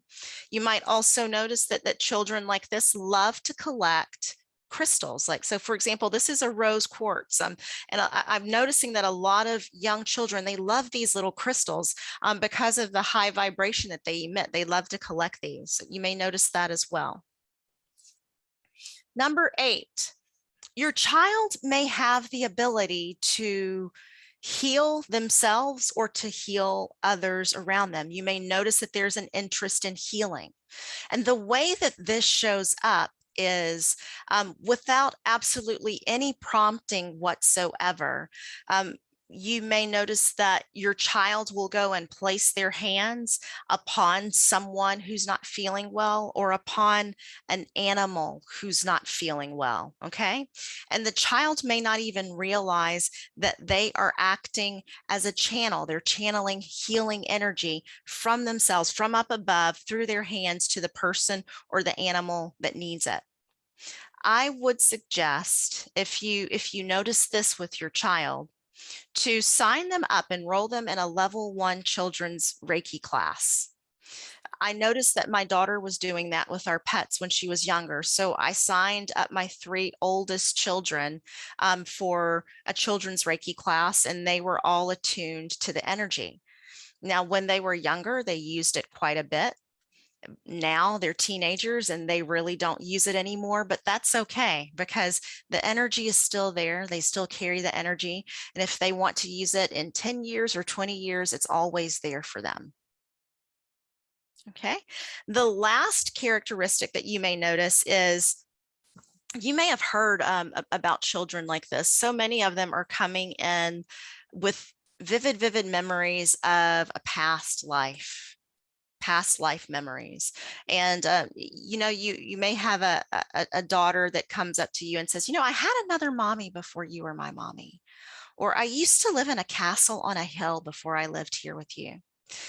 There's a book that's out. It's called Soul Survivor, about a young boy that was born and he had this inexplicably detailed knowledge of U.S. fighter aircraft used during World War II. He also knew the name of a specific base that was located within the Pacific Ocean and other people who had been serving on that base. What's so sad is after all the pieces of the puzzle were put together, it was deduced that this young boy had in a previous lifetime been a fighter pilot on that base who had passed away in battle. He died in battle, but he remembered these memories when he was born. Now, if your child, if they are having past life memories, what I would recommend keeping a journal, writing everything down, because from what I've read and what I've understood, they will talk about these memories when they're 3, 4, 5, 6, and then they start to fade. And then around like 10, 11, 12, it's like, oh, I really don't remember that much about it anymore. So when they're younger and they're opening up to you about this, I would suggest writing it down and just keeping an account of it somewhere. All right, so keep in mind that spiritually gifted children can grow up feeling very different from other children their age. So what is it that we as parents and grandparents, what can we do to make sure that the children in our lives grow and thrive in the best way possible? The most important thing that you can do is to listen and validate. Listen and validate. Not only will that foster a bond of trust between you and your child, but your child will also learn that it's okay for them to trust themselves and to trust what they're feeling. Because if you doubt what your child is feeling, they are going to doubt it as well. Okay, so also keep in mind, children having these experiences, there's not a lot of other kids their age that may be having the experiences. So it could be a lonely and confusing time for them. So sit them down and have a conversation with them about it. If your child is having experiences with the spirit world, you can ask questions and try to figure out together what message your child might be receiving. I want to take a brief moment right now and just gently differentiate between two things, okay? Two experiences here. So if you have a child and she's having experiences like with grandmother in spirit, and grandmother feels very loving and nurturing and supportive from where she is in the spirit world, that's one type of experience. If, however, on the other hand, your child feels compelled to cause harm to themselves in some way, or to cause harm to others because of voices that they are hearing, that's a different type of experience that's qualitatively different. And it may mean that some form of treatment may be necessary, okay? And if treatment is necessary, if that's the case, there's nothing to be embarrassed about. There's nothing to be ashamed of at all. It's just very important that we get our children the love and the help and the support that they need. All children need someone in their lives who loves them unconditionally. And having that unconditional love and support can be a lifeline in a time of need. So in closing, listen to your child without any judgment. Okay, create an environment of of acceptance, of understanding, of caring, and allow them to speak freely to you about their experiences. You can even ask them questions such as, tell me more about your dream, or tell me about that funny feeling that you had. And this will encourage them to open up and to talk to you. But normalize their experiences and tell them that even though they may feel as if they're the only one who's going through what they're going through, that they are not. There are other children who also have the same experiences. And put their spiritual abilities in perspective, okay? This is very important. We want to teach them and help them to realize that the spiritually gifted part of themselves, that's one part. There may be other parts as well, such as an athletic part, a musical part, an artistic part. And we want to encourage them to develop their abilities, all of their abilities, as much as they can. Now, when it comes to their spiritual abilities, we want to allow the natural expression of their gifts to take any form that it needs to take, all right? Their soul may be calling for them to express their gifts in a very particular way. What do I mean? I'll give you an example. So the young boy that could communicate with animals as he was growing up when he was younger, he gets older and he becomes a veterinarian, and then he's able to communicate and help the animals that he's treating, okay? Or the young girl that grew up and she was so empathetic and she was so sensitive to everything that was around her. She grows up and she becomes a teacher, a phenomenal teacher who's able to nurture her children and the children in her class emotionally, mentally, physically, in a very profound way. Or the young girl that was drawn to healing when she was younger. She grows up and she becomes a physician. And she's a physician who radiates a healing presence to all of those that she encounters. So that's how it can show up. That's how different ways that gifts can be used. So just love and nurture your children to the best of your ability. And always remember, parenting is not always going to be easy. It's going to be challenging at times. It's going to be difficult, but keep in mind that your children chose you as their parent because of the lessons that you would impart, because of the things that you would teach them. But also remember that your child can be like a teacher for you as well. There's so much that they can learn, that you can learn from them as well. So be open to that and honor them for who they are. I'll leave you with the words of Khalil Gibran on children. This is a poem. Your children are not your children. They are the sons and daughters of life's longing for itself. They come through you, but not from you. And though they are with you, yet they belong not to you. You may give them your love, but not your thoughts, for they have their own thoughts. You may house their bodies, but not their souls, for their souls dwell in the house of tomorrow, which you cannot visit, not even in your dreams. You may strive to be like them, but seek not to make them like you. For life goes not backward, nor tarries with yesterday. You are the bows from which your children as living arrows are sent forth. The archer sees the mark upon the path of the infinite, and he bends you with his might, that his arrows may go swift and far. Let your bending in the archer's hand be for gladness, for even as he loves the arrow that flies, so he loves also the bow that is stable. Okay. And with that, I conclude my presentation, and we will move into the spirit communication portion. Just let me take a look. Somebody says, what's the difference between a solar return chart reading and adult natal chart reading? Okay.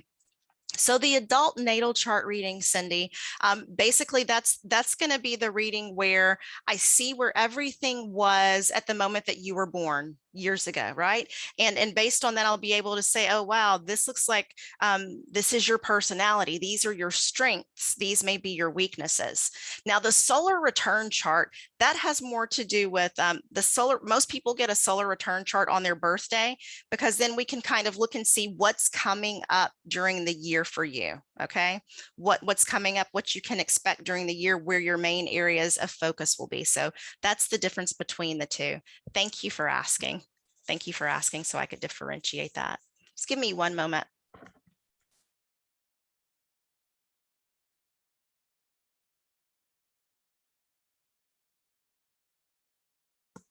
All righty. So I'll begin this part just by telling you about how I work as a medium, how mediumship happens for me.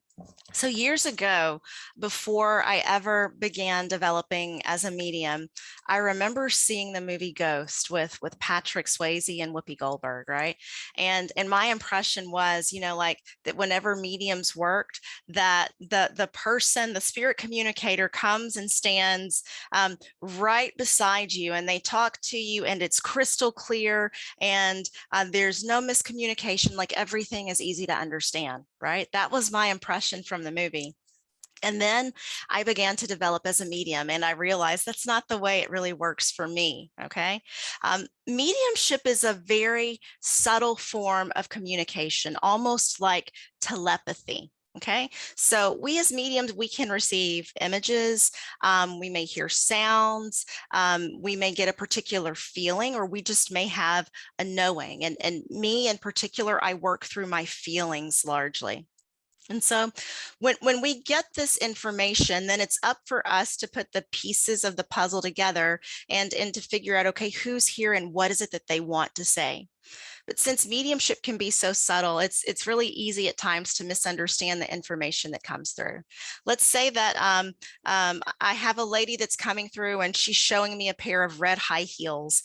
And I come to you and I'm like, oh my gosh, your grandmother, what a fabulous dresser she was. She had like a beautiful pair of ruby red slippers. And you tell me, no, that's not right. And actually what it was, grandmother was trying to say, I loved the Wizard of Oz, the ruby red slippers in the Wizard of Oz. Okay. So that's sometimes how a misunderstanding can occur. And if you don't understand something, when I come to you, then just please let me know, because your no can be just as helpful as a yes. And it lets me know when I'm not understanding something fully. Okay. So as I work, I tend to look away from the camera just so I can keep my focus on the spirit communicator. But, you know, if you understand, give me a strong and loud yes. Also, let me know in the chat. I think we're using chat primarily. So I'll take a look at the chat to see if you can understand, and then invite you to unmute. Last thing, your loved ones make a tremendous effort to be here, to show up here today. So if there's any information that you understand, pieces of the puzzle that you feel like you can understand, don't hesitate to let me know. Don't be afraid to raise your hand. Okay. I'll be very gentle with you. All righty. Okay. So now I am going to take a breath and move my mind to spirit. Give me about 30 seconds. Give me just a moment, and then I will let you guys know who I have here with me.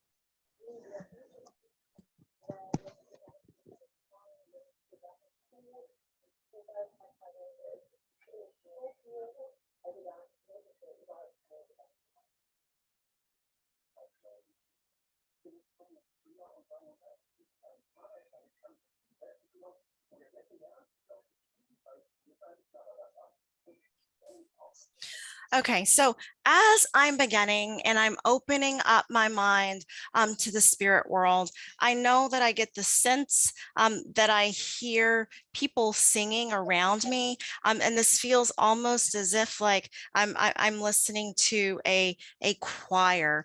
I know that there's a gentleman that's here with me, and I feel that he holds a hymnal, and I know that in life it feels to me as if he would have been in the choir or participated like in the church choir. I feel okay. I know also, as well as I'm aware of him here, and as he comes closer, I know that I don't feel quite well in my body. It does feel as if I'm dealing with a health condition or an illness before I pass to the spirit world. So I'll just take a pause there and take a look at the chat. If anybody's able to understand a gentleman that would have, it feels to me, been in a choir. I feel that there was singing with him that I want to talk about. I get that feeling very, very strongly as he's here.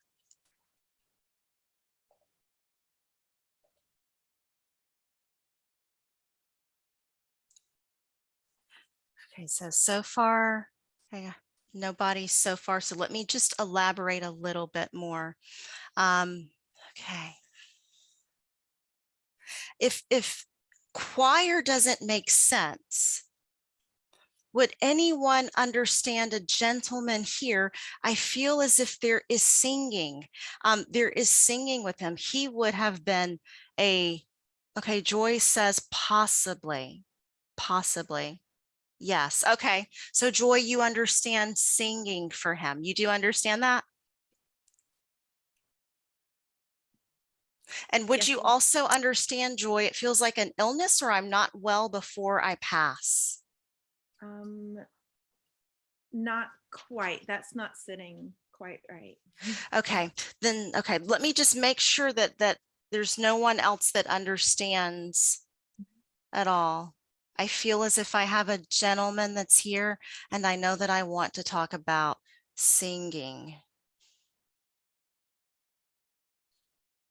What about in a church in the mountains? My brother was a choir master. He is alive, but had poor health. Okay. Let me go to Beth. What about in a church in the mountains? Beth, so you would understand that he would have sang in church? He would have, He would have sang in church. Okay. but it's not, I guess what I want to say, it's not like a church. Okay. Okay. Okay. Okay. But would you understand that I'm not feeling well before I pass? Like it almost feels to me as if there may have been cancer. Would that make sense? Yes. Okay. Okay. Cindy says yes for me. 1 second, Beth, just let me check with Cindy. Cindy, would you understand a man that would have been in a choir that would have also, it feels as if I have a diagnosis of cancer before I pass?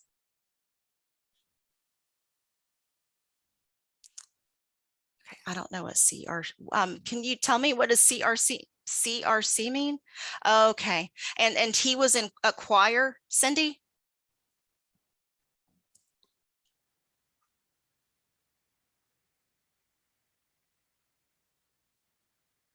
Cindy, can you unmute for just a second? It might be easier for me than to type. He was really spiritual. So when you talked about that, I could see him being involved. He was involved with the Presbyterian Church, but later in life, when we retired, we both joined this choir through the South Suburban, our community. Okay. And it was for adults to Okay. okay. Okay. And yeah. Okay, so just let me check because I feel like that you and Beth can both understand the information. I feel like I want to talk about a man who would have been a father. I feel like that there would have been at least 2 children. I only have one. Okay, one. Beth said no. Okay, so Cindy, do you mind if I work with you for a second and let's just see if this fits. Beth, please continue to listen in. Okay. So I know that with him though, like as I'm feeling him here, as he comes in closer, I feel that the role of father, since we're going to talk about father, I feel like that was a very important role within his life. Would that make sense to you? Yes. Okay. Okay. And I feel almost as if there would have been a daughter. Would that make sense? Yes. A daughter. Okay. Okay. Because I feel like I want to talk about my daughter or leaving my daughter behind. But let me go back for a second. Let me go back. I do know with him as he comes in closer, I get the sense of a man where I really want to talk about patience. Like it feels as if I'm patient with those around me, gentle with those around me. Would that make sense to you? Oh yeah, he was my calm. Yeah. Okay. Yeah. Yeah. Okay. I feel like that I'm here with you. Oh, okay. You said he was your calm. So this would be like a partner for you? My husband. Oh, your husband. Okay. Okay. All righty. So as I have him here, I just know that I want to get more of the feeling of him here as he comes in. I know that, as I said, he feels like he is a man that was very patient. And I know that I want to say, particularly as father, I know that he was really good with your daughter. You understand? Yes. Such a deep sense of understanding, such a deep sense of empathy. You understand that? Yes. And before he passes, though, I know that the two of you talk about, and I know that he's thinking about, the possibility of life after death. Would you remember those conversations? God, not a lot. Okay, okay. The feeling that I get here, though, is that when I pass, it's almost as if I want to come back and leave a sign or let you know that I'm okay. Like that comes through very, very strongly with him here. Would that make sense to you? Yes, because Okay. I have a lot of sightings, animals. Okay. Okay. Yeah. So I just feel that with him here. By the way, your husband, do you know if he would have been a baritone? Like I'm just with the singing here, I feel like I want to hear and I want to say baritone. God, I'm not sure. Okay. Okay. There's the three levels. And I can't Yeah, there was like remember. tenor, baritone, bass. Yeah. Okay. Yeah, I don't think he was the bass. He was in the middle. Baritone. Okay, so he's a Barry. Okay, yeah. All right. That's what I'm feeling as he's here. I know that he does talk about. Would you understand either your daughter? I want to talk about the baby that was born or the baby that's coming, I feel, or the child that's been born within the family. Would that make sense? No. No. Okay. I'm not sure why that's coming through. Let me see if I can work with this piece of information just for a minute. Would you by any chance in the past, would there have been a miscarriage or a child that just was not, that did not make it, that would be in the spirit world? Yes. Okay, so I feel like that with him acknowledging child, he wants you to know that he has this baby there in the spirit world with him. Okay, and I know that I want to say, just as as he's here, you talk about how he was your calm, and I know that I want to say I'm still here with you, and I'm still your calm. I'm still there when the waters are a little troubled. If you just focus, you'll feel me there beside you, like in your tough moments or in hard moments. I do feel that your husband draws close to you, especially at nighttime. I want to talk about nighttime, like a kiss on the forehead or feeling like that I've been kissed on the forehead when I'm in bed. Would that make sense to you? No. No, that doesn't. Okay. So I'll put that aside, but I know that I feel like that I want to say that that's when he's there. That's when he comes forward. So just as I have him here, let me work for a minute with the message I feel from or to your daughter.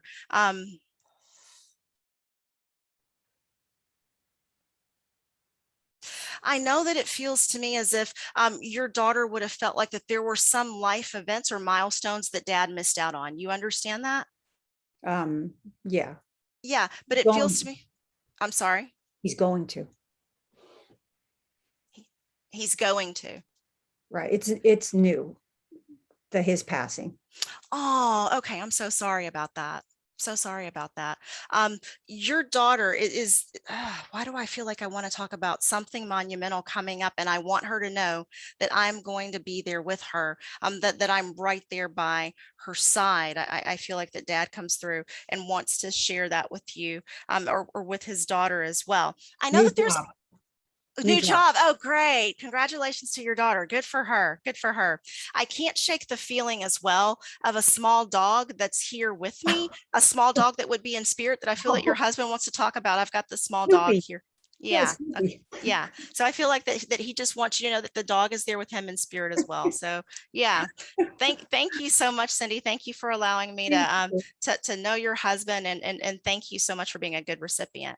Thanks. I'll leave you with his love. Thank you. Okay, just one moment.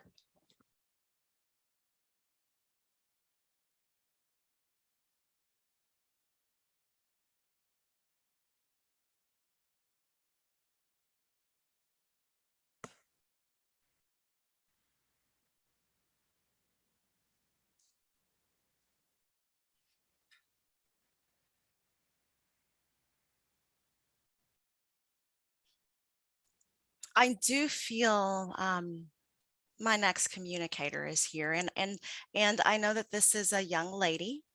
This is a young lady. I know that she would not had the chance to grow older, it feels to me. I know definitely that there are some issues with addiction.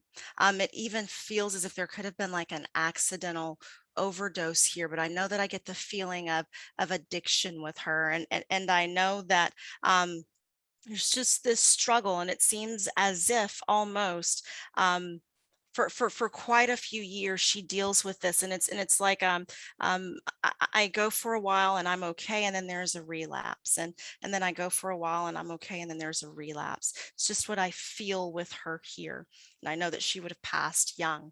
So I'll check and see if there's anyone who understands who this young lady might be. She might belong to you, or you might know her.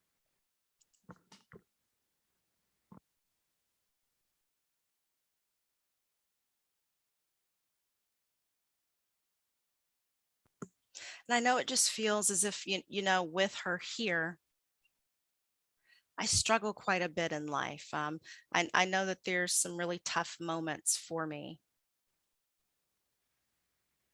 And I know that there's an addiction issue that she would have struggled with as she's here. Does anybody understand?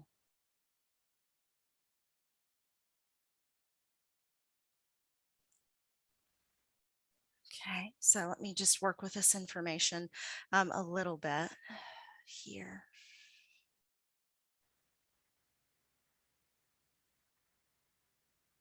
So if nobody's able to understand the information as I have presented it, let me just see if anybody understands young lady who would have had an issue with addiction.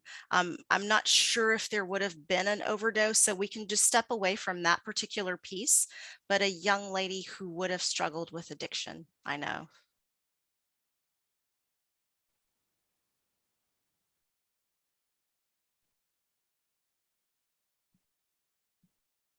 I know someone who died in her 30s from it. Okay.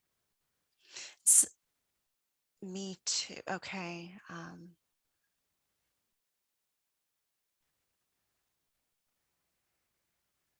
But she isn't on the call. Okay. So Samantha knows someone who died in her 30s from it. And Samantha, this feels almost like an accidental overdose. Samantha, are you able to unmute yourself, please? Yes, I'm here. Okay. Hi, how are you? Hi, good. How are you?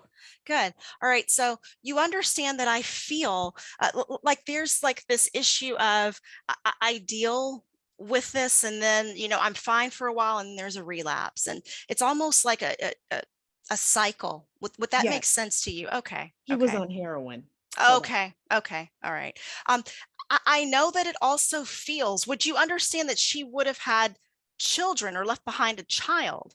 She left, yeah, she left behind a son. Okay, she left behind a son. I know that there's a feeling that I'm mother. I do have to tell you, so this would be a friend to you, would that be correct? It was almost like my mom's, it wasn't her real daughter, but she took her in like that she was her daughter. Okay, okay, Family. okay, She okay. was a few years older than me. Yeah. Okay, okay. So I just know that, like, as she's here with me, I really want to talk about, I want to go back and I want to talk about turmoil from how I grew up. And there was some trauma and the things that I was dealing with. Would that make sense to you? Yes. And I was just never really quite able to shake it or to let a lot of that go. You understand? Mhm. It also feels, as well as she's here, that I'm dealing almost with depression, depression that I really try to keep hidden at times. You understand? Yeah, and you know, another thing I always thought too, that she may have had manic.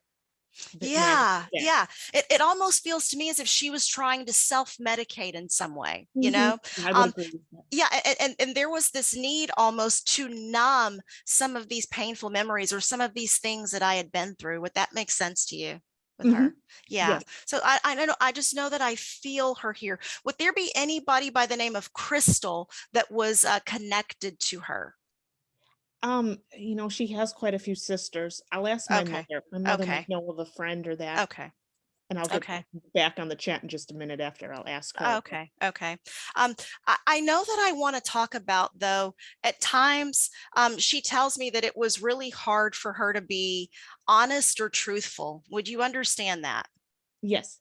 It just seems as if I feel like I'm a disappointment to people, and I'm tired of disappointing people. So a lot of times I just keep things hidden, or I bend the truth a little.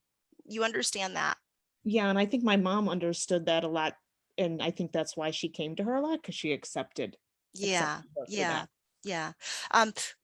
Would you also understand that at some point, though, it feels to me as if almost that she's afraid of disappointing your mom, like her and your mom, like she makes me feel that there was a soul bond, a soul connection, that she was seen for who she truly was without judgment. You understand that? Yeah. And it's almost like, I loved that lady. She loved me unconditionally, and that was the one thing that I needed, and I did not want to disappoint her. You understand? Yeah, and my mom was so sad when she went, because Yeah. she hadn't seen her in a while, and she was becoming very secretive. Yeah, yeah. That's what I feel. That's what I feel as she's here.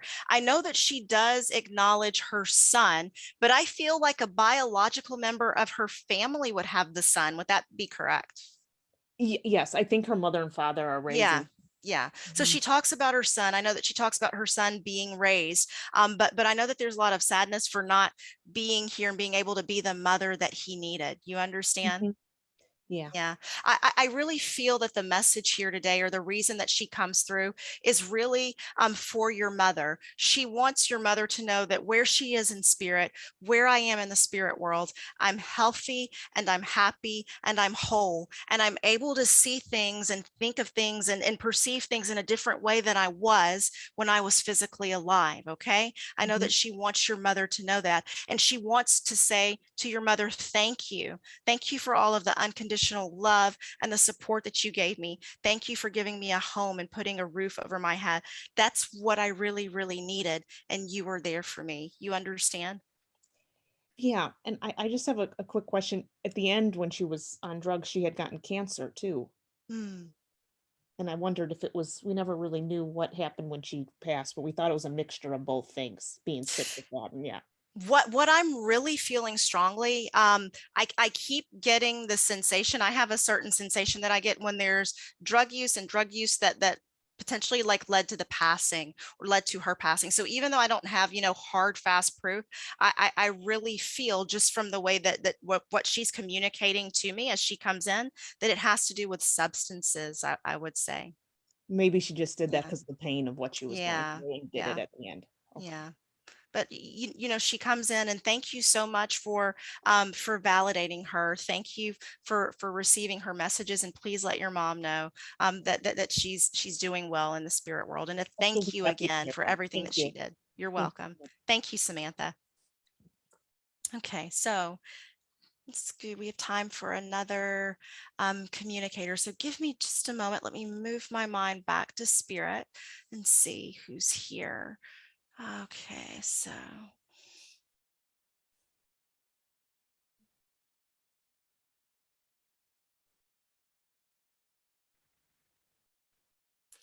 Okay. I know that with my next communicator, I feel like I want to talk about hockey. Okay. I feel like that I've got a young man here. Either he would have played hockey at some point in his life, or there's a love of hockey. I feel as he comes in here. And this feels to me as if it could be an automobile accident. It could have been a car accident that would have taken him to the spirit world. So just check and see if anybody understands a young man loved hockey or would have played hockey. I feel.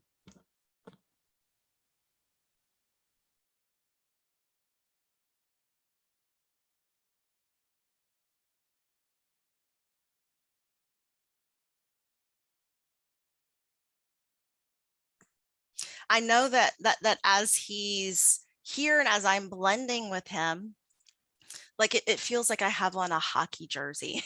um, and I know that there's this love for the sport there. And if you understand young man in spirit that would have loved hockey or would have played hockey, but not not the car accident, let me know that as well. He comes across as really, I know that this would have been a handsome young man. He would have been a good looking kid, I feel like I want to say.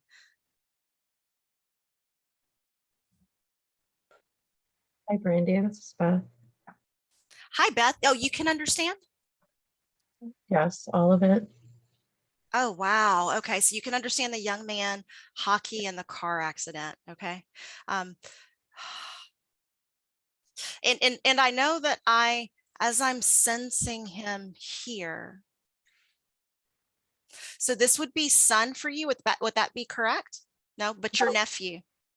Yes. Nephew. Okay. Because nephew feels a lot like son sometimes. Okay. So I know that like as he's here, wow, he's made I love the evidence that he gave me. It was very specific. I know that I get the feeling of the hockey jersey. So I know that I want to talk about, I used to like to wear hockey jerseys. You understand that. Okay. And I know also as well that he would have played. Would that make sense? Yes. Okay. Okay. I feel that. I don't know why I want to talk about the Red Wings. Was he a Red Wings fan? Yes. Okay. You know, I lived in Detroit for a little while, so I had that symbol there in my head, and he just popped it right in there, the Red Wings. And the thing about him is, as he's here with me, I want to talk about this kid, because I know that he would have been quite handsome, and it's almost as if he knew he was quite handsome.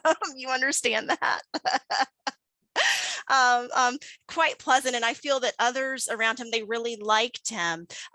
The thing about him, as he's coming forward, there seems to be so much hope and promise and ambition with him. Would you understand that? Yes. But it's almost like, you know, I have dreams of going off to college, and I feel like that I want to play at some point. You know, I even talk about playing professionally at some point. That's how he feels with me here. Like there's so much in life that I want to do, and I look forward to it. You understand? Yes. And what a sense of humor. What a sense of humor he has. Would you remember that about him as well? He did. And I feel as if he would have left siblings behind though too, because I feel like I want to talk about or acknowledge my siblings. Would that make sense? He didn't. No. Okay, so there's no siblings. Would you understand then? It feels as if there's a younger male in the family. This could be cousin or somebody else, but I feel like I want to acknowledge the younger male that also would have been there. Yeah, or you understand that part? When you say been there. Well, that would have been a part of his life. Yes, there's a Okay. few. Okay. Okay. I just feel like I want to acknowledge them as well. I know that there's the sensation or the feeling here of, I know that this was a quick passing. I do know as well though that it feels, would you understand? It almost feels as if at some point, I want to talk about being in the hospital or on life support. Would that make any sense at all? Yes, he was. Okay. And there would have been conversations though about whether we're going to donate organs. You understand that? Yes. Yeah. Okay. He makes me aware of that. I know that mom, I know that his mom, I know that I feel mom right beside me. And I know that I feel mom touching my head. And I know that mom is saying so many things to me. She's telling me how much she loves me. Oh, I feel so much love and gratitude for my mother and for my family members that were there. There was actually someone, I feel like that this would be mom, that sat and held his hand while he was in the hospital. You understand that? Yes. Okay. Okay. I do feel as if there would have been organ donation. Would that make sense? Yes. Okay. Okay. I know that oh, wow. So as he's here, I know that there's the feeling here of, wow, isn't that cool? You know, like a part of me was able to help somebody else, or a part of me still goes on. And I know that he thanks mom and dad for everything that they did and for how they were with him there at the end. I know as well, he talks about, it feels like at home with mom, that there would be like this, I want to talk about a picture of me that's framed, and it's in a really prominent place, like where my mom sees it every day, like at home. Do you understand that? Yes. Yeah, and it's like, she never passes by without acknowledging me. And I know that she always talks to me. And I want her to know that in those moments when she passes by and talks to me, that I'm there with her in spirit. My soul is there with her in those very moments. I know mom as well. He talks about mom feeling guilty or carrying some guilt and in some way feeling like, I wish that there was something else that I could have done differently. Would that make sense to you? Yes, it does. Okay. And I know that he just wants to say, please tell my mom that I don't want her to feel guilty for anything. Please tell my mom that there was nothing differently that she could have done. But I want her to know that from where I am in spirit, in the spirit world, I'm healthy and I'm whole. And he almost gives me the feeling of being with grandfather I want to talk about in the spirit world. So I know that he would have a grandfather that would be in spirit, correct? Yes. And it's like, I want to talk about grandfather was, the one that greeted me when I came to heaven, and I'm here with him now. So I will allow him to step back, and I'll leave you with his love. Thank you, Beth. Thank you. Let him know that I will tell his Thank mom. you. Thank you. Okay. So we've come to the end of our time, and I mean, you guys have been wonderful. Thank you so much. Thank you for being such good recipients. Thank you for speaking up. It's been such a pleasure to spend this last hour with you today and to connect with your loved ones and to bring them through. I think she put my Tracy put my website in the chat. If you just want to go and find out more about me, please feel free to visit. And I do have to let you know, the natal charts, it may take a while for you to be able to schedule one, because for one natal chart reading, it takes me about 5 hours of preparation. So therefore, I'm pretty booked right now. But if you want one and there's no openings right now, make sure that you visit in the next few months and that there will be openings. Okay. So thank you all so much. And everyone, I will include Brandi's website on the recording when you get it. I would also like to tell you we're going to take a 30-minute break. I am going to stop the recording at this point, but at 3 o'clock Eastern time, Kelley Eckhardt is going to be on it. And try not to miss Kelley. She gave me reading with me, one of the biggest wow moments I've ever had in a reading. And I've had a lot of amazing readings. So we will see you all back here in 30 minutes.